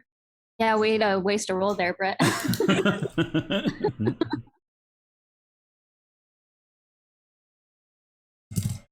Okay. Hey, Madison, can you hear us okay? You okay now? Yeah, I just had some internet issues. Something going on these days. Hopefully we make it through this. Okay. 22. Sounds good. Okay, yeah. You square up. The Kenku kind of jumps back in the middle and says, "Let's have a good clean fight. Ready whenever." And he kind of throws his hand up and kind of steps back out, and you see Jim across the way still kind of glaring at, or kind of looking at you quizzically, as he kind of begins to step forward a bit hesitantly. You step forward much less hesitantly and get the first in initiative. He rolled very poorly on initiative. So how would you like to kick this off as you close the distance here? The ring is about maybe 15 feet across is all. And so it's not like a massive ring, 15 to 20 feet maybe. So anything you have going on basically is going to be just fine in this space that you have with him. But what do you think? Is it going to be strictly punching, David, or can I use magic or weapons? You specifically asked from a rules point of view. Let's clarify, I suppose. I didn't even think about that he would see that you have weapons on you. Clearly, Jim doesn't have any. Right, which is why I was trying to ask. Yeah, okay, I see what you were getting at. He would have looked down at your sort of rapier and say, "Well, I mean, anything but blades." I think maybe offers to kind of take them from you, just to kind of hold them off to the side for you. Any daggers, blades, or obvious weapons that you have on you. Okay, then I'll hand them over. Okay. And make very clear that my blade is worth the life of Jim in the ring if he loses it. He nods. Understood. Noted. I will keep it right here close to my heart. And he kind of slings it over his shoulder and just kind of holds on to it for you. So no blades. Can I use magic, or is it strictly punching? You can use magic. Awesome. Cool. In which case, I'm going to attempt to cast, since this is a fight, I'll start off with some trash talk and attempt to cast Vicious Mockery. Okay. And the crowd goes wild as a string of insults laced with subtle enchantments come out of you and in the direction of Jim. And he needs to make a wisdom saving throw against your save DC. And rolls a natural 20. Oh, Let's see. Roll. So, 5th level. So yeah, it has no effect this time around. I'm gonna raise my eyebrow then. Say I admire your tough skin and kind of go from foot to foot like this. I've been caught a lot of really bad things in my life, he says, and kind of shrugs it off. So that's an action. Do you have any bonus action material that you can do? That's a great question. Hold on. I think I have one, but I'm not going to use it. Okay, so. Sounds good. And Bardic Inspiration you can't use on yourself, at least not now without some other features I think kicking in. So, okay, so he kind of shrugs that off. He does feel the magic kind of wash over him, but it seems to go away. A combination of low intelligence and having heard terrible things before. So, and he's gonna head towards you and just try to kind of swing out at you. Yeah, so he's going to make a basic, and he rolls, let's see, a 13. Oh. And he misses you on his first hit as he kind of swings out at you, and you kind of slip dexterously to one side, kind of bobbing and weaving out of the way, and you see his eyes kind of widen as he sees how quickly that you move. Wait, what? And he is going to use his multi-tack to try and hit you again, and he is going to hit you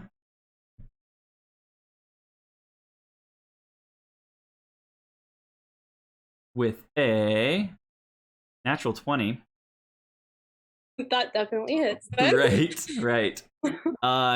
Pulling up the thing I had doesn't have unarmed strike, so I'm kind of taking a look at what unarmed strike normally does. It doesn't usually do much damage, so you're gonna take as the kind of he bobs and he kind of you see the kind of training in the ring kick in as he kind of lands a bit of a body shot on you, and you will take 4 points of bludgeoning damage as he hits you and kind of steps backward again. He looks almost apologetic as he does so, and kind of like, yeah, whatever, I guess, as he kind of moves away. And it's your turn. What would you like to do?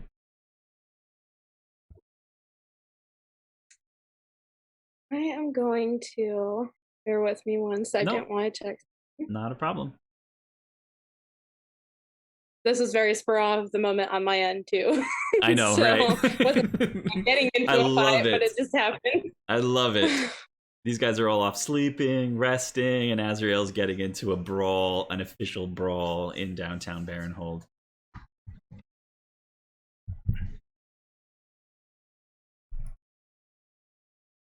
This is a bonus action.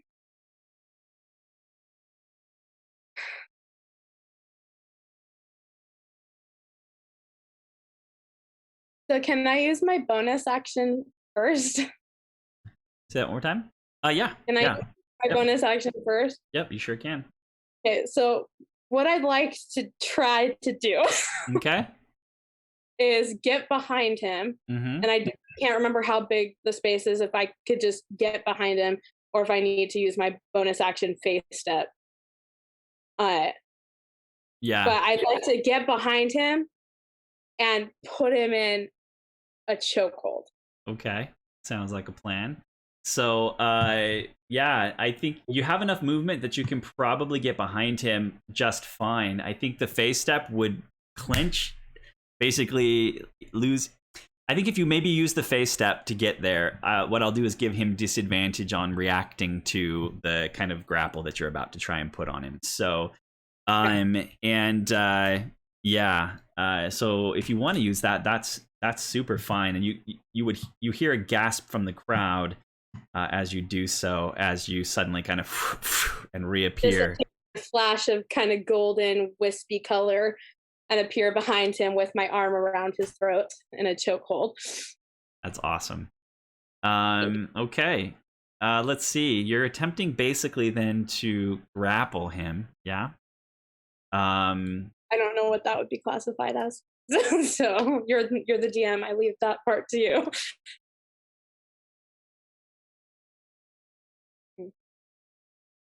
And so I just want to chokehold him and put myself in a position to try and force him to the ground, you know? Totally, yeah. Which is going to be a grapple. So let me hold on 1 second.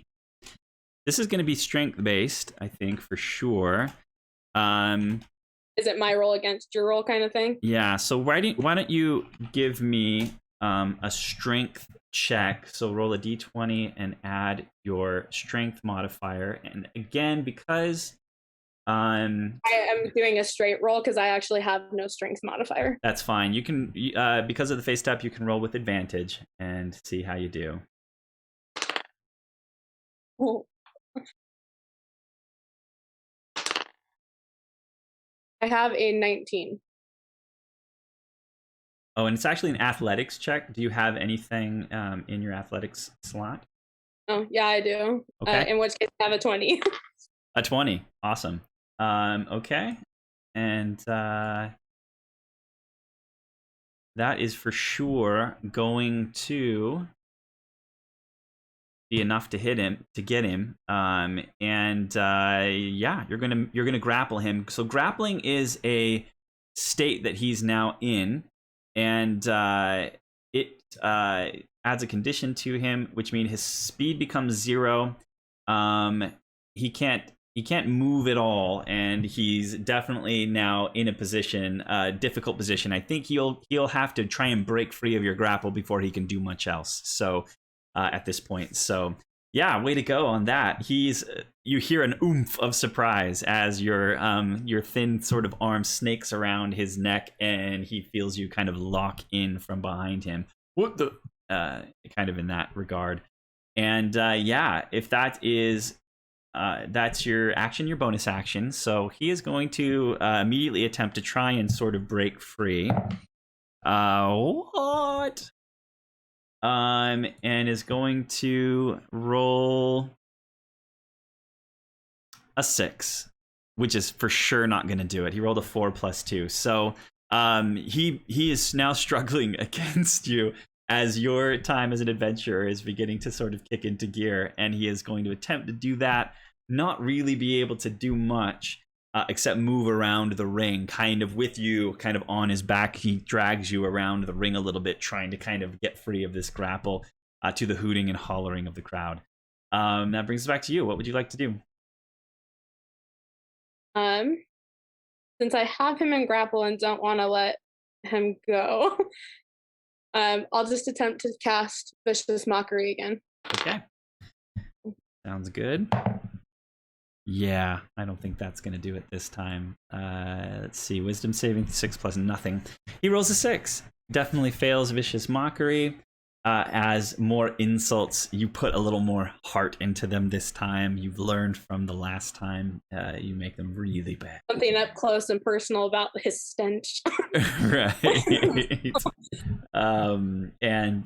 Yeah, he takes psychic damage, and he will have disadvantage on the next attack roll that he makes, which is awesome.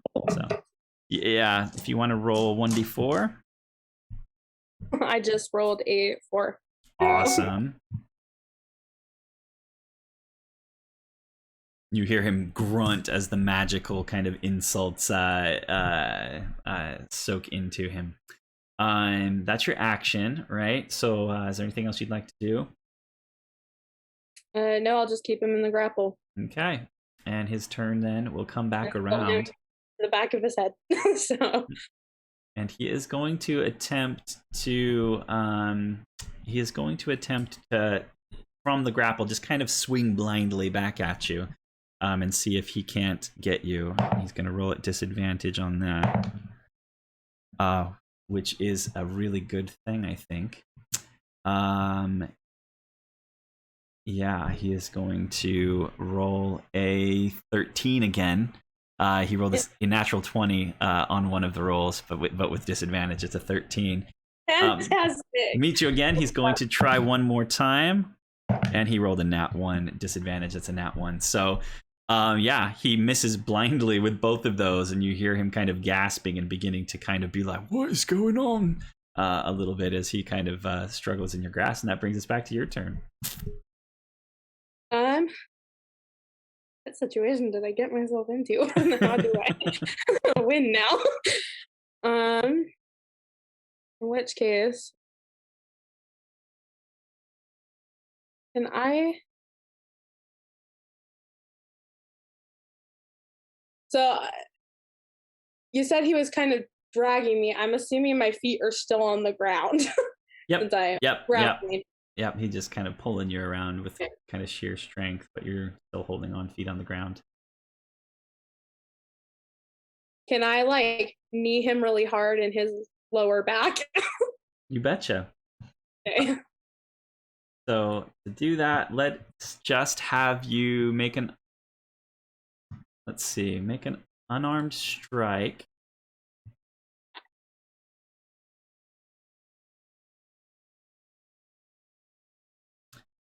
So roll a d20 plus 2.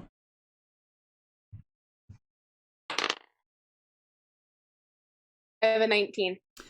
Definitely hit him and just kind of do automatic damage. And I'm going to go ahead and say that he'll just take 2 damage on that. So it doesn't do a ton of damage. I don't know if this would be an action or if I can slide it into like a bonus action kind of thing since he's in a grapple already. But can I tighten my grip on him? You betcha.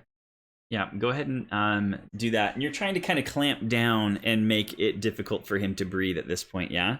Yeah, so I want him to yeah. So. Go ahead and roll for me, because these are interesting mechanics here. Roll for me another strength check real fast. Making it an athletics check. I'm rolling so well in this fight. This has never happened in the history of my characters. All right, I have a 19. So. Awesome.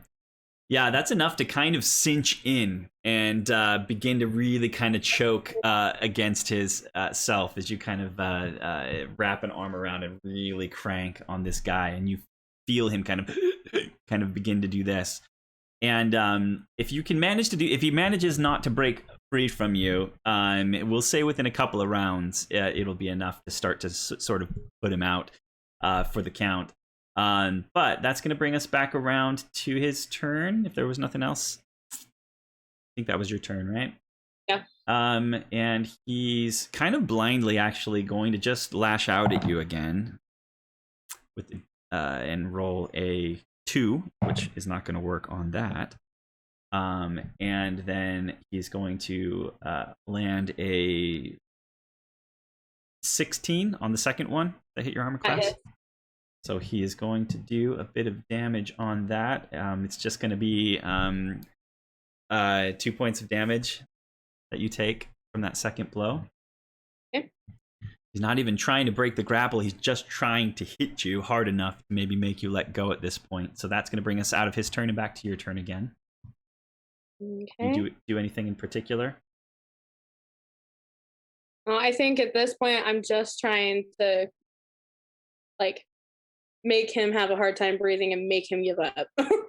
Yeah. So you kind of just latch on. And try kneeing him again. Okay. Go ahead and roll that unarmed strike. So +2.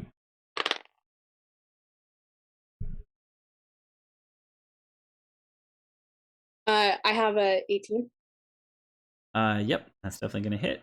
So he loses a couple more hit points. yeah, I tighten my grip even more. you can feel him gasping, and he'll attempt to try and break out of this grapple with a 10, which is not going to be enough to break out of this grapple, and he goes another round just trying to break free, which brings us back around to your roll again. I'm just gonna keep up my same strategy of kneeing him and choking him. Okay, roll another unarmed strike. So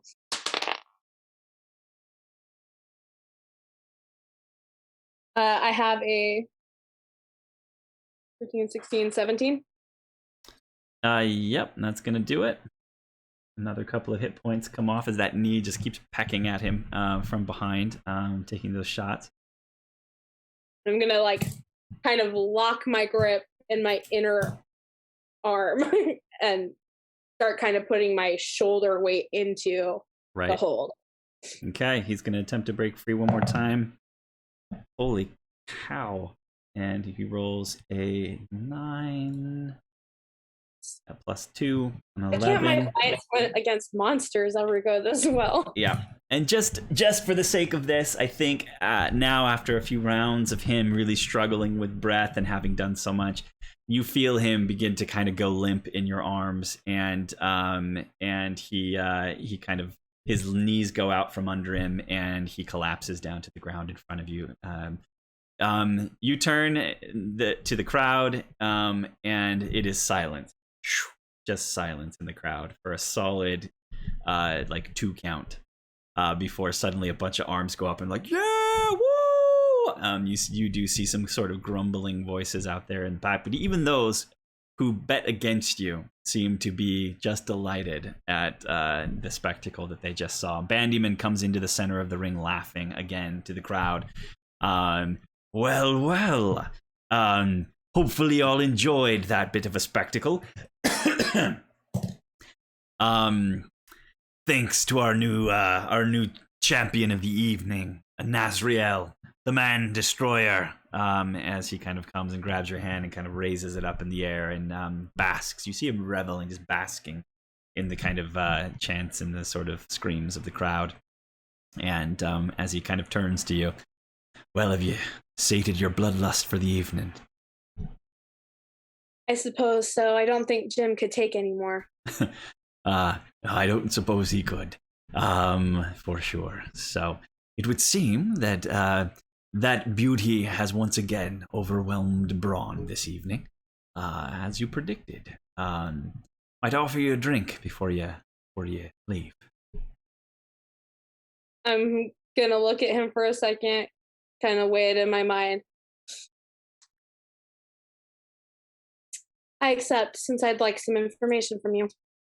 And I'm gonna go towards where I think the drinks are gonna be. Sounds good.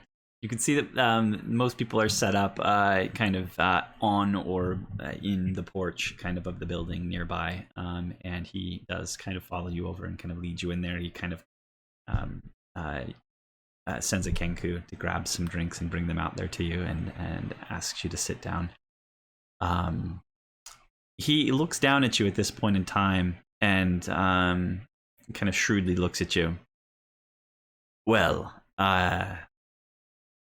it would seem we've got a member of a venturing hand here with us tonight, and he kind of glances down at the kaima that is dangling from your wrist. I'm gonna kind of look at my kaima like in surprise because I forgot it was there. I go, oh, yes. Well, it seems that all that adventuring has paid off. You know your way around a fight, it would appear. I guess that means that you're going to be kind of here again and gone again, as with most venturing hands. I suppose so. Might I make an offer? I'm sure, as you can tell, I'm a man of business. This is my establishment here, and I have a store here. And while my name is Baron, I am not the Baron or a Baron, but in my own way, I have my own small little kingdom that I take care of here. It's one of news and one of supplies and things of interest and people of interest. And while you're out and about, out there finding what you be finding and bringing back things that are, I'm sure, quite interesting, I wonder if maybe some of those might not find their way through me on their way back to, if some of those might fall off the wagon, maybe, perchance, between you and there. You seem to be somebody who wouldn't blush at such an offer. I don't know what you're trying to insinuate about my character, and I'm going to raise my eyebrows. He just laughs again. And slowly take a sip of my drink. But I suppose it comes down to what you'd be willing to offer me. I'd be willing to offer top dollar for anything that you might bring in here. Anything of a magical nature, obviously, would be worth a pretty penny. I'm going to laugh, like, cut him off with a harsh laugh. You think that I want money? Well, I guess that was a bit of an overstep of my boundaries, making assumptions and all about what you might be wanting and not wanting. Well, what is it somebody like you? Magic would be something more useful to me than money. So why would I give it to you? Kind of looks to the side. Well, if it's magic you're interested in, maybe I could point you in the direction of some, yeah? I didn't quite say that either. But what do you have in mind? Well, let's just say that there's a place I know of. A place that's not been noticed yet by the other Baron here in town, or the leaders of the the Hallow Guard here, those cohorts of the Bower King. I probably should have told you that I am well acquainted with the Baron myself. And that's fine. It's fine to be acquainted with lots of different folks. Baron's got things to offer you. I've got things to offer you. And there's nothing wrong with that. This happens to be something that he couldn't offer you. I want information as a show of good faith, and then I'm willing to hear your proposal. Let's just say that if I should provide you this information, this place, and you were to find the magics that you're looking for, that you might cut me in. That's all I'm asking. Interesting proposal, but not the information that I need as a show of good faith. You want a show of good faith, you say? Well, have you ever heard of the Feywild? Or seen anyone else like me? I want you to make a persuasion roll for me. I feel like you're setting yourself up for failure in that, David.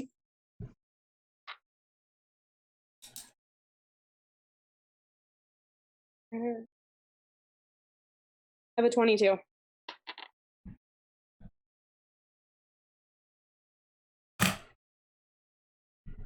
He eyes you.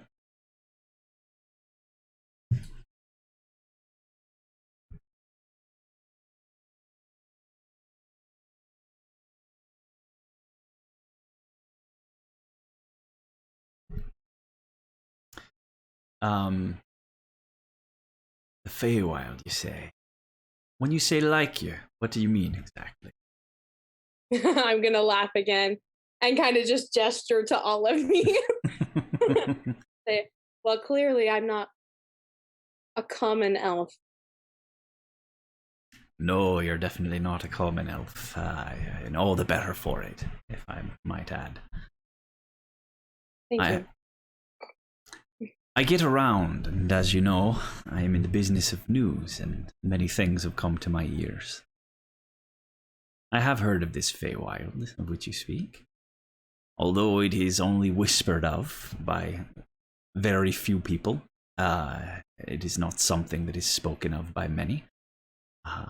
It is something that I've heard of, attached to, let's say, certain religious ideas, or whispered even almost with the tone of myth or legend. but there are those who have mentioned it, that at one point in time in the past, there were places, including the Feywild, that one might reach from here, our world. But that passage became troubling at a certain point in the past. I've got my own thoughts as to what might that have been and what it might be connected to. For me personally, as I've thought and heard and gathered information, I believe that whatever magics kept this land here, Andromar, at bay from the rest of the world, whatever happened then and went up to separate it from the world also separated our world at large from other places. One of the ones I heard mention of are the Feywild that you've mentioned. The stories that I've heard put it as a place near to our world, but separated just enough that only a very few know about it, and fewer still have managed to pass to there or from there in the last 1,000 or more years. But you've heard of it. Well, clearly, since I was asking you about it. He nods. There's one who might know a bit more about it. The one... You have a name? From whom this information came to me from. It's a bit of a trick, if I'm being honest. It'll take a bit of work on your part to get more information out of her. Her name is Laura. And the biggest problem that you've got is that she's holed up inside of a very particular tower here in Andromar. One that no one's been able to get into since the Bower King arrived. It would seem that she does not want to be seen or heard or spoken to. They've not been able to root her out. And he begins to describe how in Andromar, let's see, if I were to put, it is too hard to see here on this map, but there is a place off of Lake Gyre, one of the few cities that's left, called Churn's End. And at the center of Churn's End is a very large tower that belonged to a sorceress. And she ruled from there for quite a while. And the sorceress locked herself in when the Bower King came through and took control of Churn's End. He overwhelmed the forces of the city. And she made her stand there. And he explains this to you. That this sorcerer's name is Sisteraman and retreated into the tower. And that she has had a companion, a partner of sorts, named Laura, that he knew once upon a time and spoke with.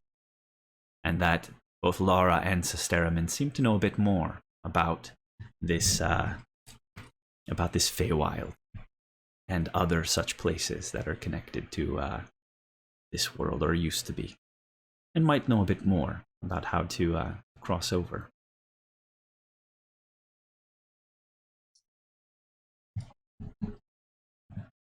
I'm gonna exhale because it's some fairly heavy news.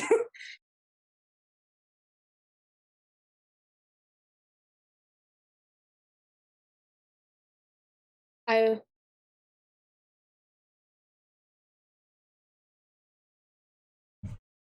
am willing to hear out your full proposal, but make no promises. I am, however, willing to pay you for the information you've given me tonight.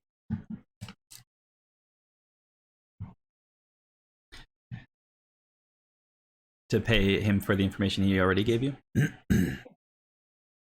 As an equal show of good faith for a new friend.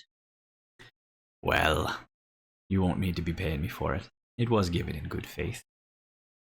Be payment enough if you were to act on the other information that I have for you. And again, maybe consider maybe cutting me in.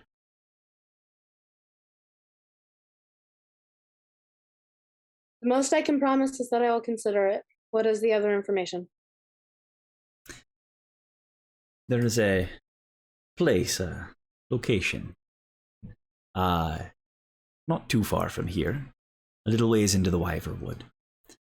Somebody that I know of was able to make it far enough in to reach this place before being turned back by the forces that are at work there. Was able to bring back enough information that we're confident that we could find our way back in, or that those with the information could find their way back in.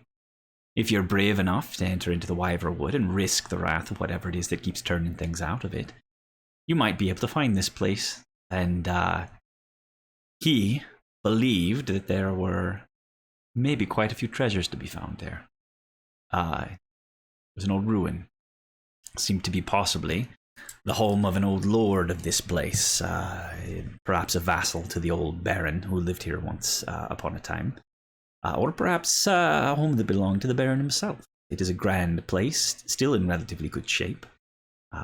Ruined a bit, but he mentioned having seen some things that might have been things of power before being turned back. He actually managed to get his hands on a bit of treasure, but that treasure was taken from him by whatever it is that keeps putting people out. I'd be happy to provide you that information. Nobody knows about it but me and this gentleman who has sworn secrecy to me. But I can point you in its direction.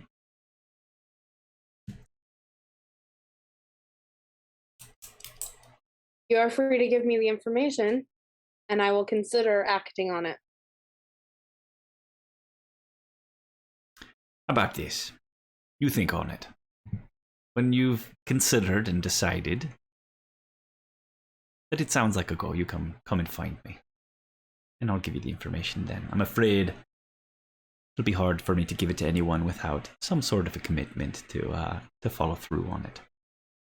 Fair enough. You are a good businessman after all. I'm going to stand and stick my hand out. And he'll stand up and shake your hand and then hand you your rapier, which he's still kind of hanging on to, your daggers. Thank you for the entertainment. You're very welcome.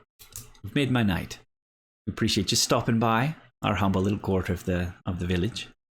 Once again, the store will be open if you need any basic supplies that an adventurer might need. Our doors will be open during the daytime when the sun's shining. Very well. It was a pleasure to meet you. And you, and Asriel. And he kind of escorts you off and kind of through the crowd to the edge again. Sleep well. I look forward to speaking with you again. Same here. I'm going to shake his hand one more time and go back out into the night. Sounds good. You work your way back to the inn. Eventually, you'll find your way back to your room and into a trance when the time is right for the evening, as you all sleep in your beds for the night, having worked out some deals, met some new people,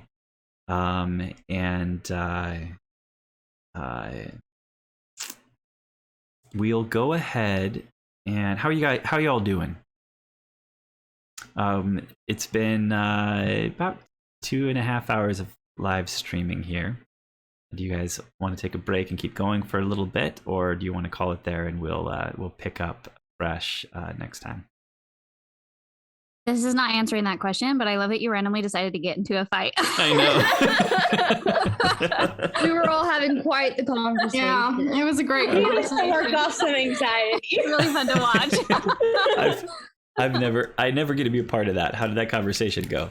That behind the scenes chat conversation. We were basically supporting Jim, and we lost everything we owned because we bet on Jim. We lost Dawn, the boat, Dawn, Adam, Caspian, and Adam. We bet them all. You guys, I can't believe you bet against me. We felt bad for Jim. We were like, he's gonna give us the underdog. I was wondering what you guys were talking about because there's for anyone watching, you guys can't see it, but I have chat notifications on my end that's more than 100 notifications. So Most of them are just go, Jim, go, Jim. I'm gonna go back to all of you. Real, don't kill him! Don't kill him!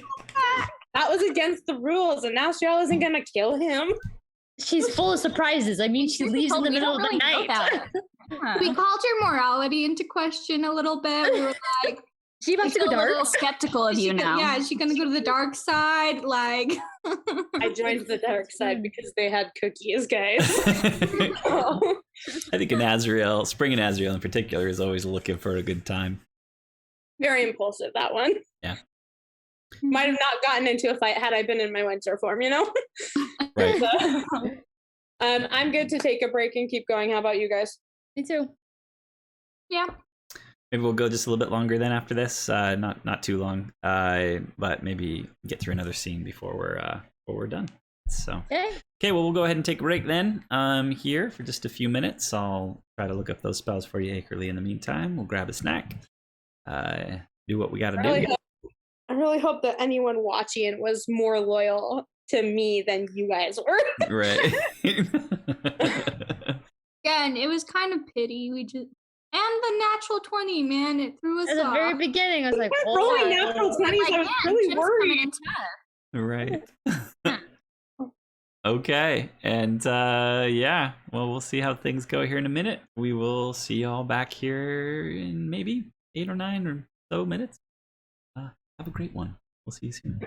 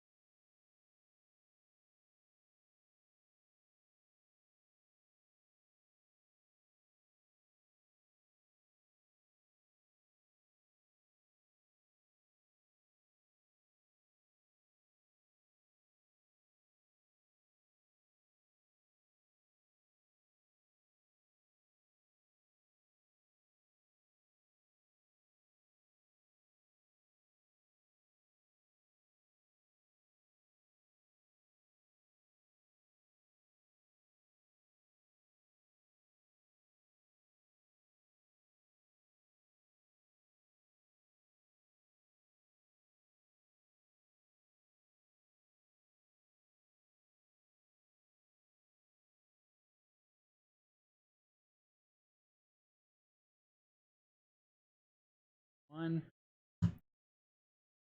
We are back. Sorry for the Yeah, longer I than... didn't do the annoying "we're back" thing right when we started. I know, right? We've learned from our mistakes. We don't do that anymore. So, yeah, welcome back. Let's go ahead and dive right back into this. I will say, Ackerly, during the break, is why it took an extra minute, I was able to kind of look up and find what those spells were for you. And then I went ahead and added them in for you. Update that.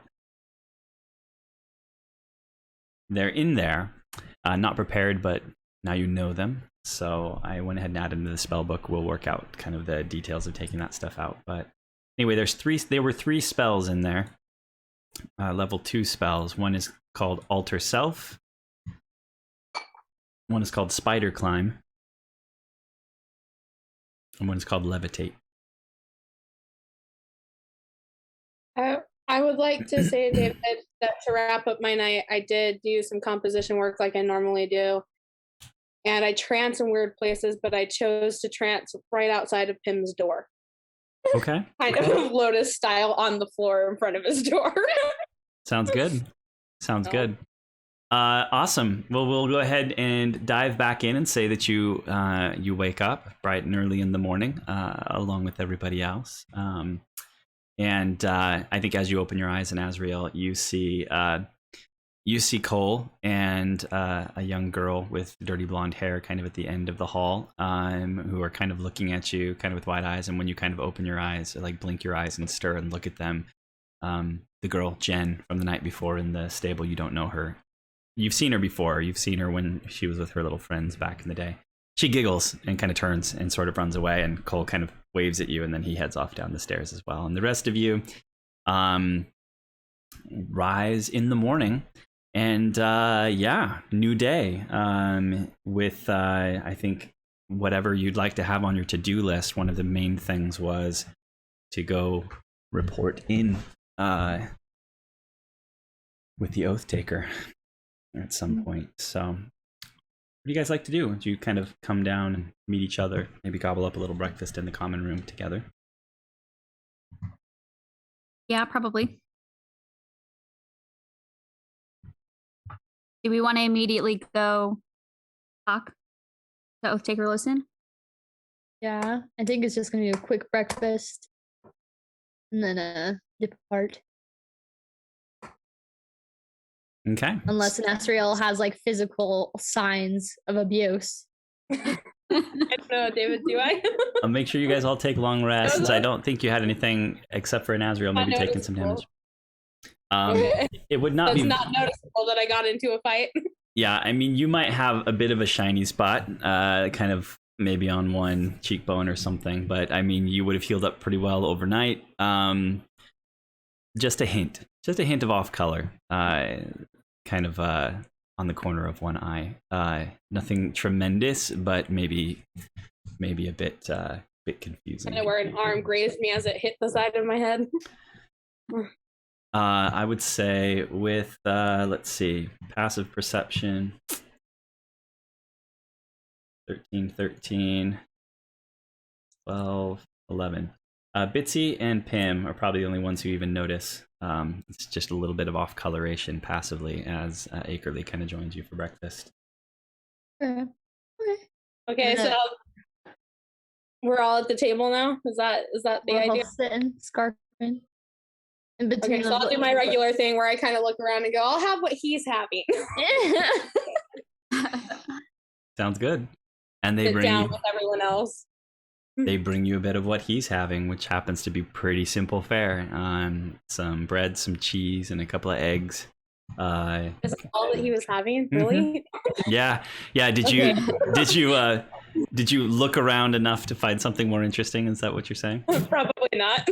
I actually made that comment in character. Right.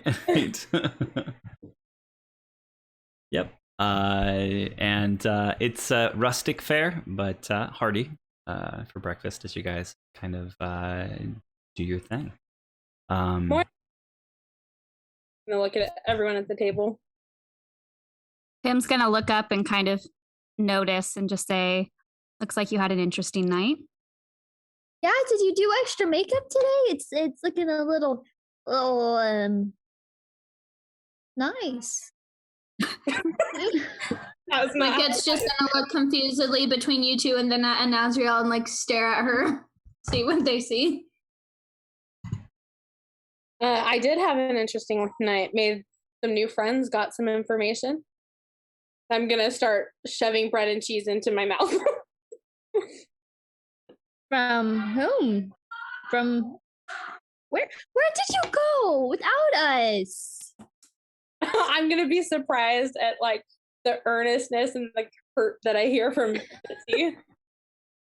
And just kind of look at her for a second, slightly confused, kind of mirroring Wicket.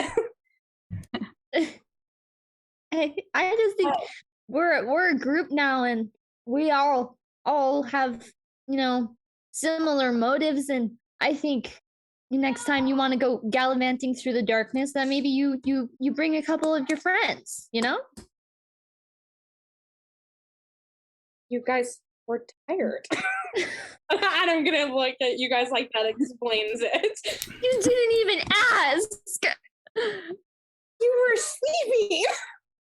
Did ask before I fell asleep. Well, I Did you get didn't. any useful information? Not that would be useful to the group. More personal in nature. Well, then I'm glad you let me sleep. I paid a visit to the Bandyman, so. Bandy, who? Would Pim, I'm assuming, know that term? Pim knows that there is a Bandyman in town, and kind of a crew of Bandymen, run by the Mr. Bandyman. I mean, he's assumed the persona of a Bandyman to the point of taking it almost as a surname for himself in town, but also the kind I'm of... assuming no one else at the table would Nope. know what that means. Let's see. I honestly, unless Akerly or Wicket, you roll a really high history check, which I suppose that you could if you'd like to.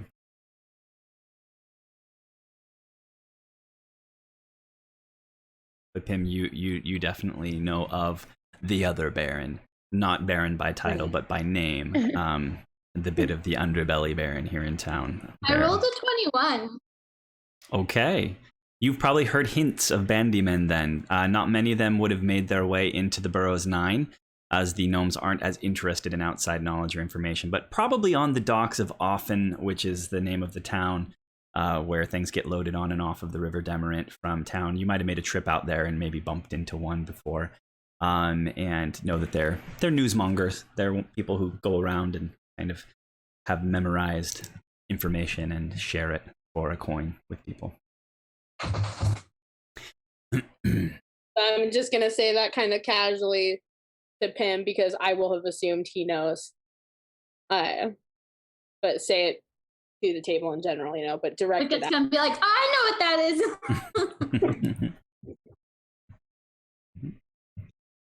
Well, then you know that they're the people to get information from. But what information were you looking for? I'm more interested in how you got the information, if I'm honest.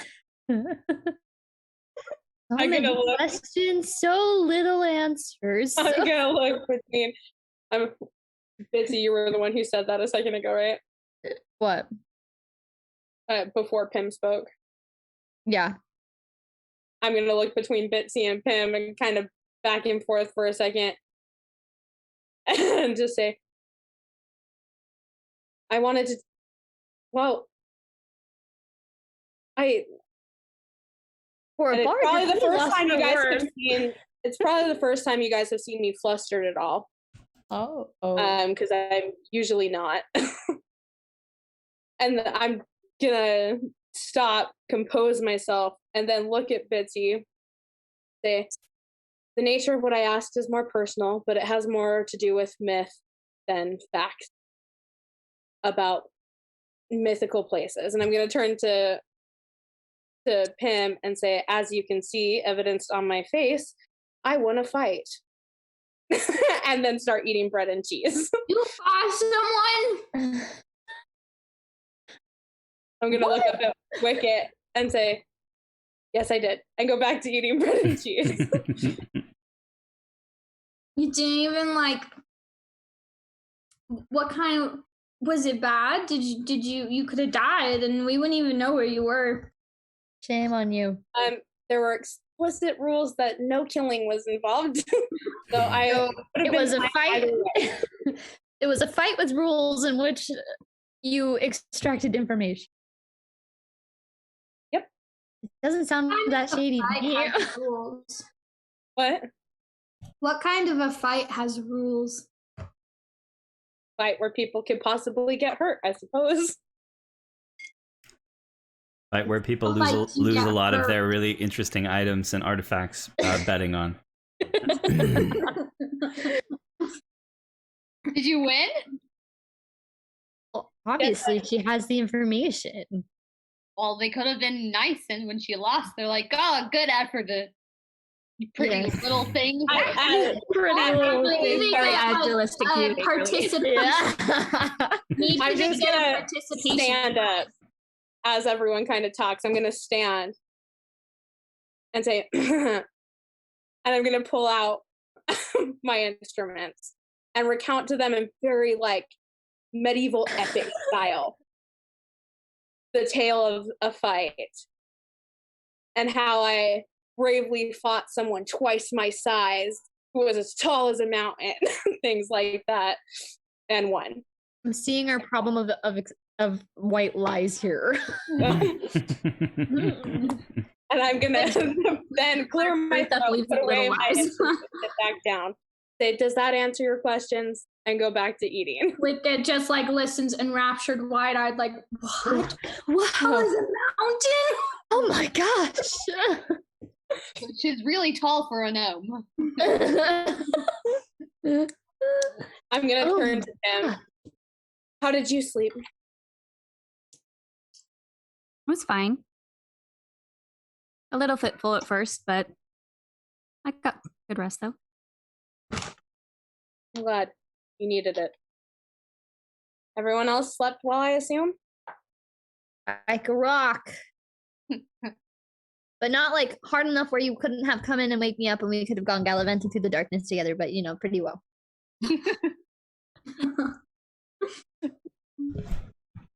I'll keep that in mind for future reference. You should, for sure. Definitely. I'd really like to put the night behind me, and I'm gonna kind of earnestly look at everyone at the table. Yeah. So, this is your last chance to ask any questions about it, because I will not be answering or talking about it moving forward. You have 30 seconds. On a scale of 1 to 10, how shady was it? Probably a solid 8, if not a 10. Moving on. Did they smell bad? Well, they didn't smell like roses. Did you kill anyone? Nope, I didn't. Again, there were rules in the fight saying killing was not allowed. Did you draw blood? No, I did not. At least to my knowledge. What kind of fight was this then? Mostly I did a lot of kicking. And I'm just gonna kind of shrug as I say that. Any other questions? What is the nature of this myth you were trying to find more information about? I already told you. It's the nature of a myth about a mythical place. Now, moving on. Fantastic. We will not be discussing this fight moving forward. Must be. Now, what's on the agenda for today? And I'm going to vigorously return to eating food. We have to go talk to the Oath Taker, right? Lowsend. Yep. Lowsend. Lowsend. Lowsend. No, names are ridiculous. For the gnome names, you guys have like 500. Yeah. At least they're memorable. For the Oathtaker Lowsend. Yeah.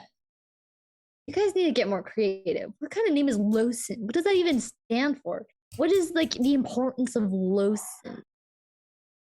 It's just a whole bunch of letters put together. You should ask him when we go see him. I will, you know? Yeah. I really hope you do. I think we should go now. We have important questions to be had. I'm going to stand up with that again. I'm going to stand up with that again and push away my food and say, I wasn't hungry anyway. We can go. It's like, are we gonna disclose everything, or are we not disclosing? I'm gonna sit like down. With the Baron, we didn't disclose everything. I think Wicked should stay here. I'm not being left behind. What if a shadow guy comes to kidnap me? Adam, and I'm gonna turn to Adam at this point and say, Adam would do everything in his power to protect. Don't you dare me! Wicked's gonna no turn one to will come near you, Akambe. See, Adam is fully down with this plan. Adam, would you protect the Akambe from shadow monsters? Just saying, some really shady stuff, like literally shady. There were like shadowy things happening, and I just, what are we gonna do about it? So maybe we should tell other people about it. I don't think it's necessarily a bad idea to discuss it with the oath taker. I'd be fine with discussing it with him as well. Well, personally, I'm not one for withholding information. But I just think, personally, I'm still having a lot of conflicting thoughts and feelings about the specific topic of Endelwyn and the corresponding peoples associated with that place. So I believe that if we were given more time to process certain information pertaining to those topics, that maybe it wouldn't be a bad idea just to sit with it for a little while without, the added complications of someone higher above us who has more pressures on him to pursue that information. You know what? We just told them where the location of the stuff that happened was. But if they run into the same problems and we didn't warn them? Well, we can tell them about Icon Mythic, but like all the historical information stuff. Well, we're still trying to figure that stuff out, so it doesn't seem necessary. Maybe we should process it together right now, then. I think Losant might know more than us. He seems like a well-educated, smart man who's been around here a lot more than we are. We don't have to say ties. Like, we don't have to say that you have something with, I don't know what you have with it, but you have something with it. And we don't have to say you have a tie to it. Yeah, we don't have to say that, but I'm just going to say he's going to assume that since we're both known. We also don't have to say that he, looked at me scarily and tried to get me. We don't have to say that part either. Just, generally, the information of this is the guy. It's somehow related to a history of gnomes, generally speaking. Do we have them into gnomes at all? Listen, Bailey actually looks on the verge of being worked up. We took an oath. Where I come from, an oath means a lot.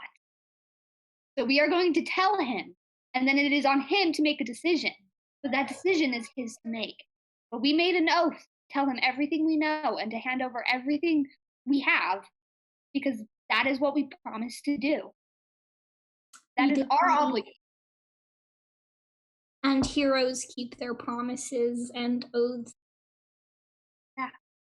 Great, so it's decided at last. And I'm going to stand up again. Right? This is settled, decided? Yes. We're heroes say things. Heroes don't keep their mouths shut generally, all right? See, but if heroes... I'm going to sit back down and kind of hang my head.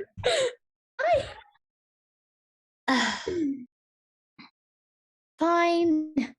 If it goes terribly wrong, though, can we just backtrack it? What if my destiny says otherwise? What if our destiny says otherwise? What if we get there? Destiny? Well, I can't check my destiny if he's not here. What if he's got bad juju? Then destiny doesn't want us going near bad juju. Did you check your destiny with him the first time? Would it change, or would it just reaffirm that he's part of your destiny? Does it give you more? Destiny's a fickle thing, my friend. It just wakes up and decides what destiny is that day. I'm sure. I don't know. I'm just gonna kind of look at Betsy and say, the person we promised we'd tell, who probably has more power and resources than us, to do something about whatever just happened. I don't even fully understand what happened, but like whatever happened, it wasn't good. And clearly some people almost died, and that was not good. And maybe some, soldiers or something should like go kick somebody's booty. You know what? And I'm going to stand again and look at Pim, and I say, Pimiver, you are the leader. You settle this. Akerly, I think, has the strongest feelings out of all of us. And she says we should tell the truth. Pim, what say you? And we will abide by your decision. I mean, I'm not entirely sure when I became the leader. I'm not sure when that was voted upon, but it was when we went. I vote upon and it. They let us in because I vote Pimiver as leader. I vote Pim. You've been voted as the leader. For the second time. Congratulations. Thank you. I'm very excited. I think we should probably tell him. And I'm going to look at a lot has Wicket happened and Akerly. I think we're maybe a little out of our depth at the moment. I have, for one, have no idea what's going on. I have questions of my own. So I think if he can help clarify some things, that might be good. I'm going to look pointedly at everyone and say, Pimiver has decided. Agreed? If anything goes wrong, Bitsy, we'll handle it. Okay. All right. Off to find our destiny? Off. Have destiny find us. I will say, I put this on the record, I don't believe in destiny, but I'll just abide by it. You have a horse that lives in a locket. That has nothing to do with destiny. I'm just saying. This still seems to believe it. I don't know if I believe in destiny either, Akerly. It's okay. I'll go along with you, though. I think Bitsy believes in it enough for all of us, to be honest. That's right. I have a lot of feelings in this tiny little body. Soon it'll infect you all. Perhaps we should get going, and I'm going to stand up before Bitsy can go on a rant about destiny. I'm going to stand up and trail behind Israel. Destiny isn't that complex of a concept if you think about it. I mean, we all believe we're going to end up somewhere, and we all have goals and dreams. Why not have, the universe have goals and dreams? And then she's just going to trail off as she walks further away. And I'm going to be nodding along, going, you have a point. You have a point. I believe in destiny. You have a point. And you make your way from Quaylen's Rest down the hill and towards the Hallow Ward, where the kind of on the side of the river gate, where the Oath Taker's house is, among other things, including the office of Sevik Lyodon and others that you visited before. Familiar trail. You reach the sort of stockade that surrounds the space where the House of Davet and the offices and quarters of those involved in that work are.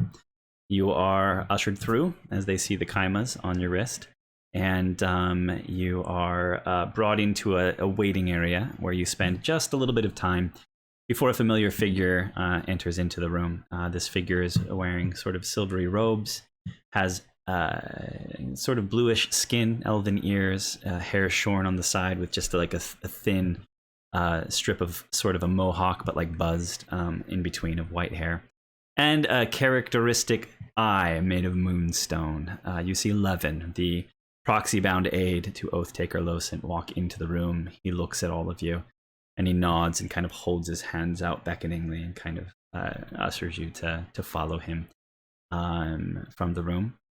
And he leads you back through the familiar path to a door that enters a small sort of foyer with skylights somehow built into it.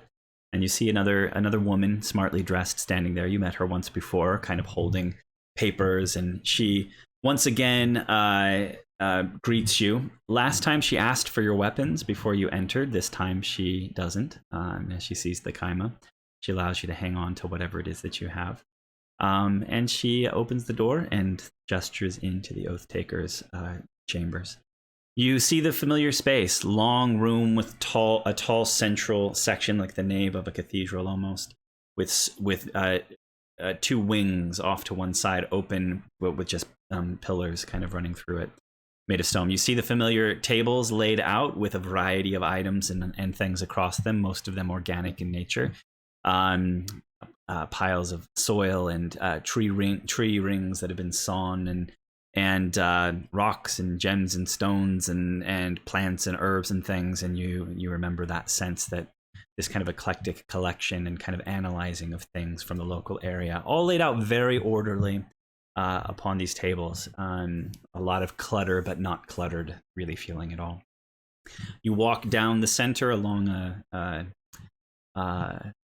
rug that is laid there, a very elaborate looking rug with geometric patterns in it. And you see sitting in his chair at the end of the room, Oathtaker Losent, who stands as you approach, in his robes with his stole of office that has the symbols of the hallow of the Bower King and the mind cerebral that he's a part of back in Rionia. And he kind of holds his arms out as he sees you and kind of nods to you. His hands still sewn into the robes as Levin pulls you close and steps up beside him, placing his hand on the Oathtaker's own arm, waiting expectantly. The Oathtaker nods down to you. Welcome. It is good to see you once again. It is good to see you here, healthy and whole, after having taken the oath and gone out into the wild. It would seem that your oath and your natural talents and abilities and the additional empowerment you received by taking the oath and the Kaima upon you, I've seen you through whatever it is that you've seen while out there. You are here to make a reckoning, I suppose. To tell us what happened. Are you prepared? At that, I'm going to step forward and pull out my instruments and look at Bitsy expectantly. I'm afraid it will work differently this time. Follow me. And he steps down, and he and Levin lead you out through some side doors outside. And he takes you on a different path, not the one that took you to the Oath House, but a different path. It enters another space that is surrounded by a hedge in a similar way, and it's built very similarly to the Oath House. But as you step up into it through the kind of gauzy curtains that surround this gazebo-like structure with kind of eight corners and 8 sides. 5 corners and 5 sides. You step up into it, and you see that inside is the same kind of bowl pillar thing in the center that was in the Oath House. But there are stations set up around as well that are pillars of stone rising up from the wooden floor with kind of metal attachments at the top of them. And Levin leads you one at a time, each of you to one of these posts, and has you hold out your arm with the Kaima. And does a gesture and a word, a bit of arcane energy, and the little piece of cerebrium attached to the end of your Kaima is almost magnetically kind of connected to a metallic sort of prong that sticks up out of the center of these posts. And he does this with each of you until all of you are kind of connected via the Kaima to these stations. Oathtaker Losent sitting off to one side in a ceremonial space. Here in this house we will have a reckoning of what has gone before, and the truth or not of what you have to share will be known by us. This is not the perfect truth, but we will be able to tell, based on the purity of the codex rod that is created here today, how truthful you have been to us. It is strictly a precaution. Knowing you as I do, I know that you would be honest. There are those with less honest tendencies, but all you must do is tell me your tale, what you have seen, what you have done, what you have accomplished, and in the end, you will be able to weigh and measure and provide some value to what you have accomplished for the noblest cause. And then kind of looks up expectantly. Words alone will suffice. And he looks to, I guess, in the general direction of maybe an Azrael and Bitsy. Who would like to begin? And you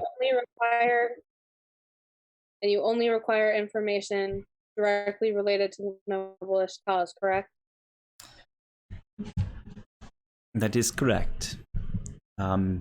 You have taken the oath and heard the cause, the pillars of which are known to you, and we are interested in anything having to do with those things. The reclamation of the lands, any artifacts or relics, any dangers to the recombination of Andromar, or any threats that you met or overcame. All of those things, so that we can measure and value your contribution this time to the noblest cause. Try not to over-elaborate too much. As you tell, we would like to have things in their purity if we can. But again, we cannot stop you from telling lies, but we will be able to gauge purity of the story that you tell. Very well. I can go first. Go ahead. There was a boat on the river, and we got on this boat. And then she kind of like a step by step goes through the story. But kind of like very like pulled off laughing. Bullet point for bullet point until we get to the part where we kind of meet the pixies and the stuff, and then it kind of becomes very like in depth and kind of, you know, like a storyteller. Bitsy doesn't. Out of character, real quick. Yep. Did we ever all like sit and tell each other the parts like when we weren't together? Did you all tell about what happened to you when you went through the doors? I think we did. I told everybody what happened. Well, I didn't tell them about what happened when I went through my doors. Like, I didn't tell them about my dad or any of that kind of stuff. I told them about like the dream I had about Inishtala and the fact that I'm having weird things with the handprint. Okay. I told them that, but I did not tell them about what went down with my dad. I don't think any of us actually had a door conversation. I don't think any of us. And I was asked to keep it a secret too, specifically. So. Right. I think I mentioned I almost died a lot. I don't know if I ever went into detail of how. Right. I know I said Adam came from that whole situation. I know that people were explained. I know no one explained to me. They just kind of casually told me there was an evil Akerly at one point who tried to kill them. A chance to actually go into depth about anything. Yeah, I don't think we have really. Well, and he's going to kind of, taking cues from you, guide this sort of, this telling. As you get to the part at the house where you meet Sovum, the first pixie or the sprite that you ran into, and begin to talk about the interaction had there, especially between the sprite and Pimiver. He turns to look at you, Pimiver, expectantly, to sort of pick up the conversation here. And kind of asks clarifying questions, just asking you to describe the state of the sprite a little bit more in detail and what you might have sort of intuited from it and kind of what happened there with that interaction, how it felt. Kind of pulls you into it. Do you tell everything that you can think of, everything you know of? Yeah, I say everything having to do with that particular thing. Mm-hmm. And he kind of lets you walk through to finding the Talaru and having a bit of a scuffle in that sort of open space there. And so on and so forth. The whole time continuing to sort of ask clarifying questions that kind of probe it in deeper. He seems to show a bit of extra interest in things magical or things related to any beings or entities that you run into as you enter into things. Go ahead, Azrael. You said that we're connected to something by Archima, right? Yep. like physically connected or more metaphorically? You are kind of physically connected. You don't know how strong the connection is, but it felt almost like a magnet drawing the little piece of metallic cerebrium on your Kaima into a sort of metallic kind of prong that it's kind of connected to, like a lodestone. At this point in the story, then, I actually have the staff. Mm-hmm.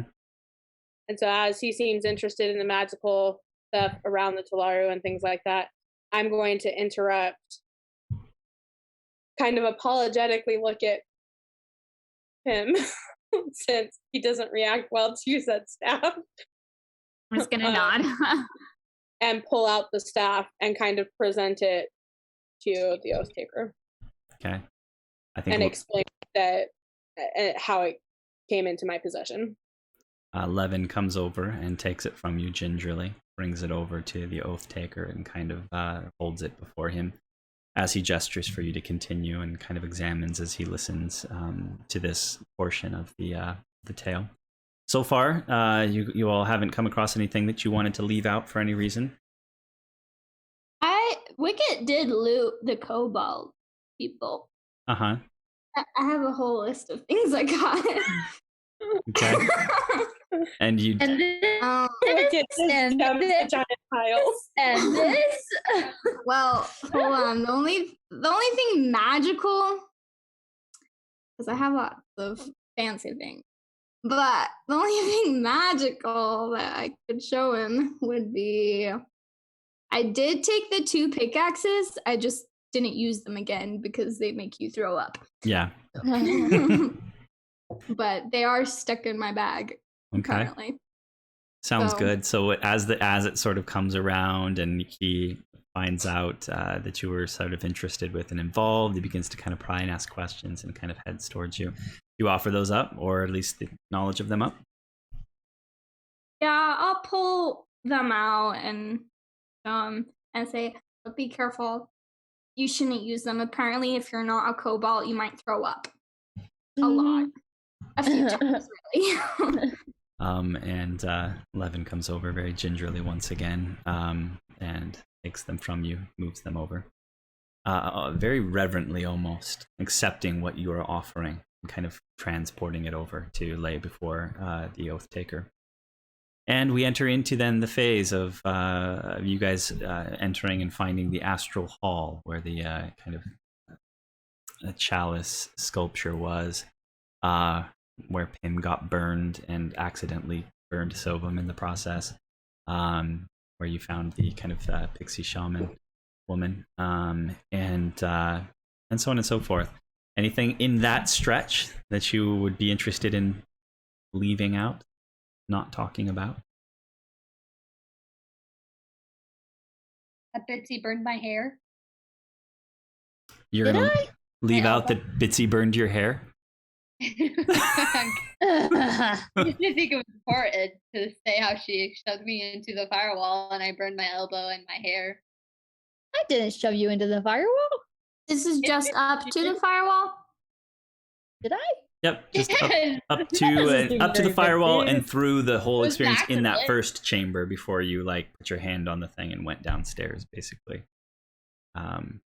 So, like, for example, we get to the point where you place your hand on and the darkness kind of comes out and envelops, and you have this vision of the gnome's wicket, the old Kuamel taking Renzi hostage, and so on and so forth.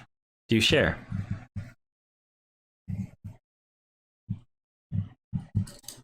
I'm gonna say that I did touch the wall, and the wall made me see some weird stuff, and it kind of seemed like gnomish history a little bit, but I don't really know because I wasn't there. I don't know this history, so maybe it's just like some made-up thing. Who knows?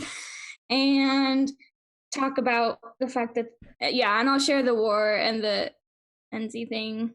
He actually, as soon as you mention it and mentioned old gnomish things, he really begins to drill into you, asking and then I'm gonna for start details. quietly trailing off. So as he drills in and starts asking details of what you saw, he starts asking questions about like the type of clothing, any symbols that you saw, like any indicators, cultural indicators that might have clearly defined certain, like where they're from and what they're like, or anything. Do you trail off before you give the information? Yeah. Okay. You stop basically before any details. You say basically what you just said. A vague, I had a bit of a vision about some gnomish things, and that's about all that you're... It looked like they were fighting. There was like one really goodish gnome that got taken, and it looked kind of scary, and some were like dark and scary, and some were like light and happy, I guess. And they were all fighting, and then they went away. If I remember correctly, if I remember correctly, Wicket was able to describe the seal, which I have on me, my signet ring. But she might not be describing it on purpose. Well, I remember like when it happened in that episode. Right. Yeah, I described that to you. Yeah. Now I'm trying to decide if I should tell that to him. Right. Because he drills into you, Wicket, as you do this. He is going to ask after that vague description. And explain to me, what did they look like? What were they wearing? Did you see any symbols around? He's going to try and get more information out of you. How do you respond specifically? I mean, they looked like gnomes. Are you rolling your persuasion? They were short and kind of stocky. They had kind of circular ears and things, and just very gnome-like. So I'm pretty sure they were gnomes. They just looked like gnomes. Again, and then their clothes was kind of dark, and then some was kind of light, and yeah. Okay, and he takes that from you and kind of moves on, kind of nodding, and asks for the story to sort of keep going. Does anybody else jump in? Bitsy, you look hesitant about whether you're trying to think of something here. I don't know. I feel like it's a moment for Bitsy.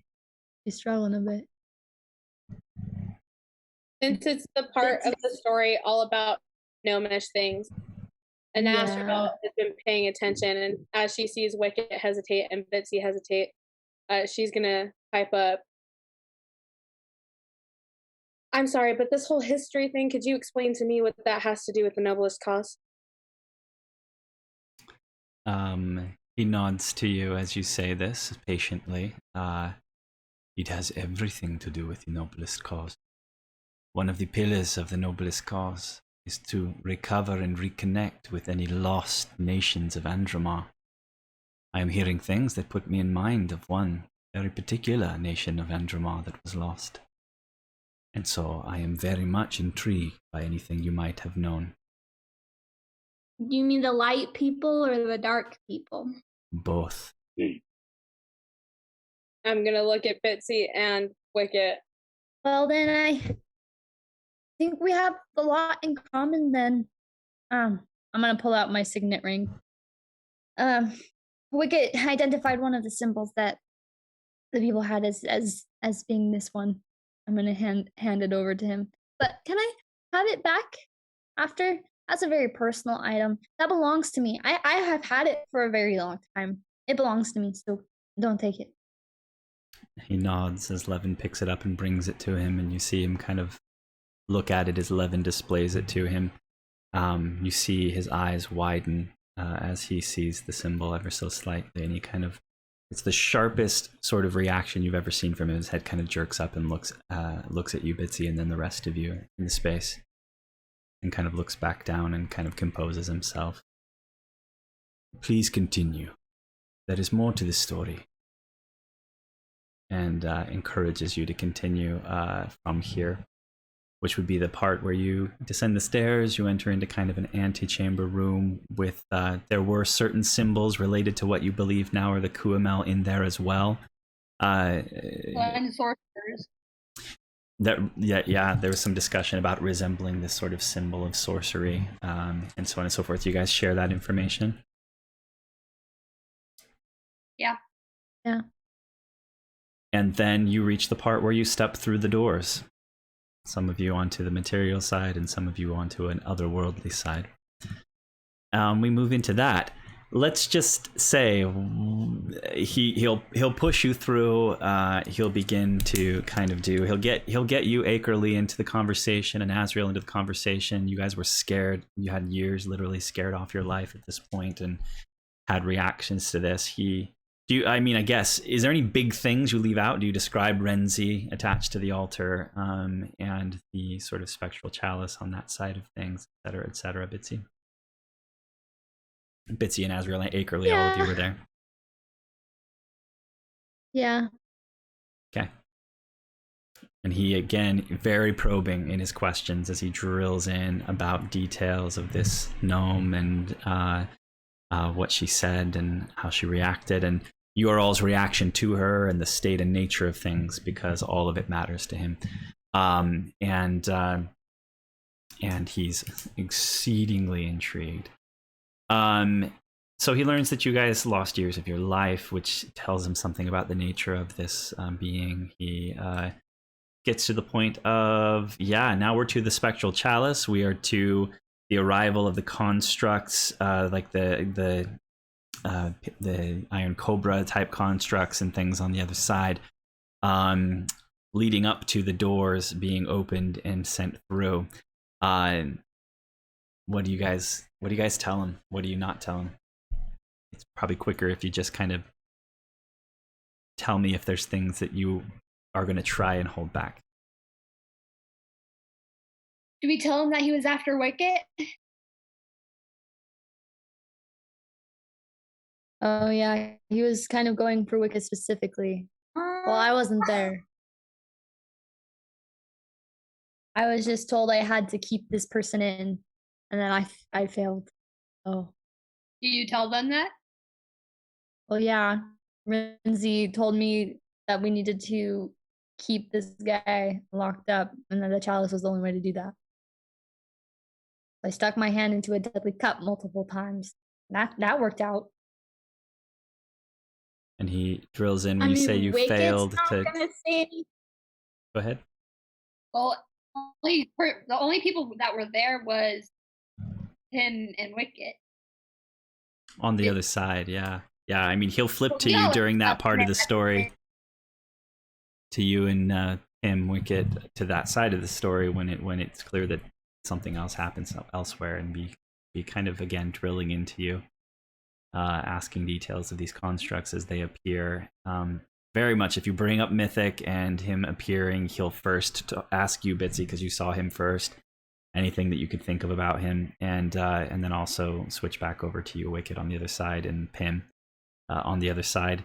Inevitably, we're going to get to the point where doors started opening and beckoning people through. What are y'all's individual kind of thoughts on those? How do you approach that?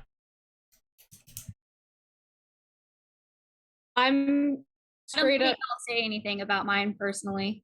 Yeah, me neither. And I'm gonna straight up tell him that I don't believe this next part of my story has anything to do with what we're doing here. I'm gonna kind of basically say the same thing, that it was a personal thing that happened that I don't believe has anything to do with what we're talking about here. Okay. And Akerly? I say the same thing, but I look a bit guilty about it because he's my teacher. Mm-hmm. But I basically tell him, I said, I promise not to say anything. Okay. And he kind of... I'm actually going to pipe back up, because now that I'm thinking about it. Out of character, David, I know you just told me what that pillar was, but could you briefly tell me that again? The pillar about recovering nations is... Let me just get the quotey going here.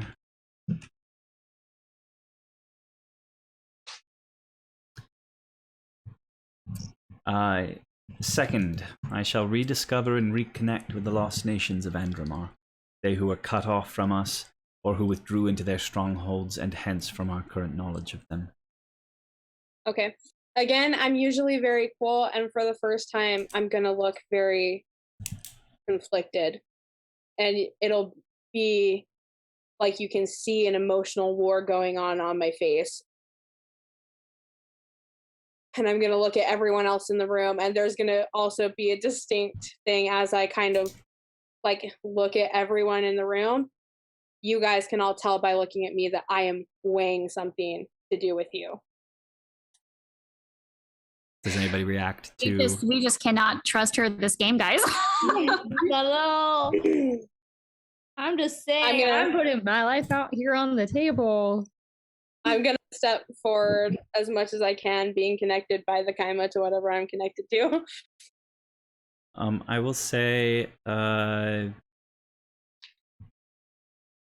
actually, among you, oops, Akerly, on your character sheet, because I accidentally shut yours down. On the left-hand side, there's a series of passive statistics. There's 3 of them. There's passive, passive perception, passive investigation, maybe. Passive insight is one of them. What's the number on passive insight? 11. The only one that actually notices this without actually actively rolling insight is Wicket. And you kind of read an Azrael as she's kind of struggling and can almost clearly get a sense that she's weighing whether to say something that might affect all of you. For whatever it's worth, decide what to do with that information. Do I have any clue what she's gonna say? I'm gonna step forward as much as I can. And kind of to the room, but really directed at the Oath Taker. I have learned in my life not to trust others. And I'm gonna glance at my companions. But as you have reiterated that particular pillar of my oath to me, I feel constrained to tell you that I did come into contact with information, and I'm going to kind of look at the ground at that particular point of the story without mentioning details of the Feywild. Do you know of it?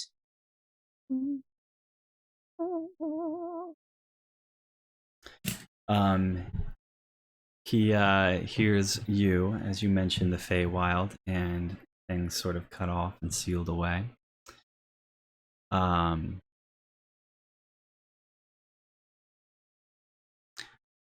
What have you heard of the Feywild?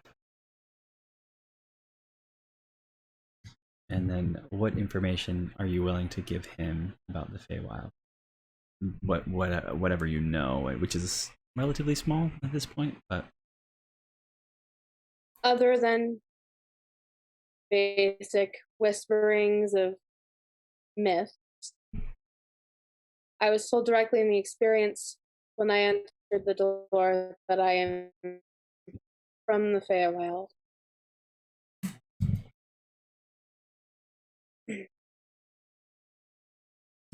Although I do not remember and I do not know how, that's all I'm going to say, and I'm going to step kind of back into place. Okay. He just nods at you. He does not really respond or to your question to him or any other such thing. Thank you for sharing. Let us finish this tale, and kind of urges you all to kind of continue sharing the story. As you mention, each of you these things. Bitsy, there's quite a bit that happened around you with Renzi talking to you about your past and sort of connections. House Melanet, the Hinterhain connection. Do you share all of that? Or do you keep some of that back?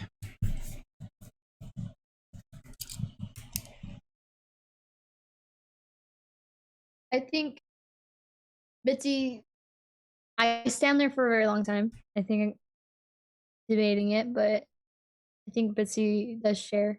I think she's gonna go ahead and be totally transparent about everything that she was told, in hopes that maybe this Lowson guy can help her a bit.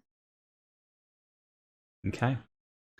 And he listens and he asks again, just loads of clarifying sort of questions. And the way that he asks these questions almost help you remember details that you wouldn't have even thought of or paid attention to as you go through it in a way that almost makes the experience more clear to you in your own mind. He then cuts back to you, Wicket and Pim, much more about Icon Mythic, about things that Icon Mythic mentioned or said to you as you fought and interacted. He really zeroes in, Wicket, on the fact that Icon Mythic seems so interested in you. And is there anything that you wanted to downplay or kind of hold back in relation to that? I'm trying to remember off the top of my head all of the little things that he might have mentioned. I think mostly just was interested in utilizing you in some way. Wicket downplays it. She's just like, I was like the only one in the room, and I don't know, it's like we're both gnomes, you know, brother from another mother kind of thing, probably. It's probably not a big deal. Definitely just like, I'm the only gnome and the only person in the room for the majority of the time. Who knows what he wanted? He was just creepy, okay? So like, it's not me. It's just like, I was there. And because I didn't have any special doors to go into, so. He nods his head through all of this as you say this. And your friend here, when did he enter the picture? And he kind of looks past you. Adam kind of waves a shield. Hi, kind of from the side. And he begins to kind of ask the obvious question. I should have mentioned it earlier when you showed up. He should have been like, "Oh, who's this guy?" But I forgot to. So he acknowledges Adam and starts drilling into Adam and how Adam came into the picture. I'm assuming you tell him? It's gonna stare daggers at Adam. Okay. So, like, be careful what you say. Right. And he just sort of stands there. This construct came through a door and lent aid to you. Do you know anything of what he is, or why he came, or what his intentions are? Nope, he just showed up and saved me, and I'm very grateful, and he really likes me because I'm a gnome, so. She is the Arkham Vey. The Oath Taker kind of looks up past you. You to say,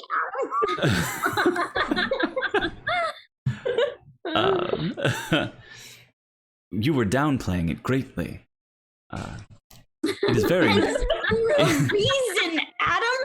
It is very important. The whole reason that I am here is that you are the Arkham Vey. She has authority, he says, past you to the Oath Taker. And the Oath Taker's eyebrows raise, and he just kind of looks back at you. Nobody knows what that means. It's just, he's wired strangely. I could fix that probably. Just gotta crack that open, fix that, get him to stop saying that. Don't know what that is. Very interesting. He lets it be at that point and moves on past that. When we get through the rest of the experience with Renzi reappearing, you exit.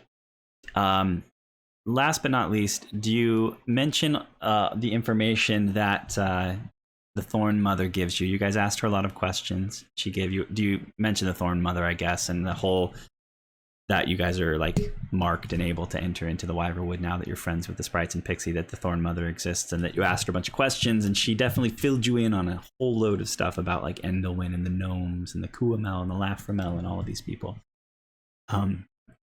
Do you pass on the things that you learned there?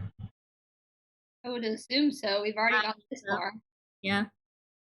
Okay. Sounds good. What about Icon Enishtala? The vision that you had and the specifics you learned about Enishtala through that dream and through the Thorn Mother. I I hesitate for a moment. But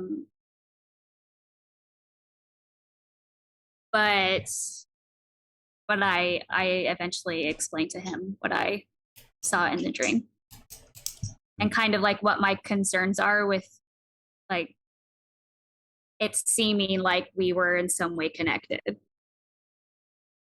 Okay. And he again sort of drills in, gets as much in the way of details as he can, and it comes to the end of your tale. From there, it's just a hike and a boat trip back to Baronhold before you re-arrived in the section. And and it ends. And you all kind of come out of this experience. You are tired, exhausted. You can see the sun has actually traveled a very decent amount through the sky. It took you a long time to get through this story. It's a heck of a story anyways. And with him stopping you every few moments or so, asking clarifying questions and really drilling in, it was easy to kind of lose track of how much time it takes. It's been several hours of just really getting grilled and sort of going through this. You can now suddenly feel your legs are a bit tired from standing there for so long, and so on and so forth. There's actually one or two aides, those that were kind of dressed in white that had been helping during the oath taking, kind of standing by looking oddly at the situation as if this has taken much longer than they expected it to take, and kind of curious about things. And at this point in time, the oath taker steps forward with Levin at his side, and he looks at all of you and says, Your reckoning has been taken. We shall see as to its purity. And Levin and him together again, sort of puppeting each other, move hands and use components in such a way. And there is a glow from the central sort of spire at the center of things. And from the top of it, you see something rise up out of it. And Levin walks over and retrieves a codex rod. This is very similar to the rod that you received from him, Akerly, with your transmutation information on it. A small cerebrium spike with a bit of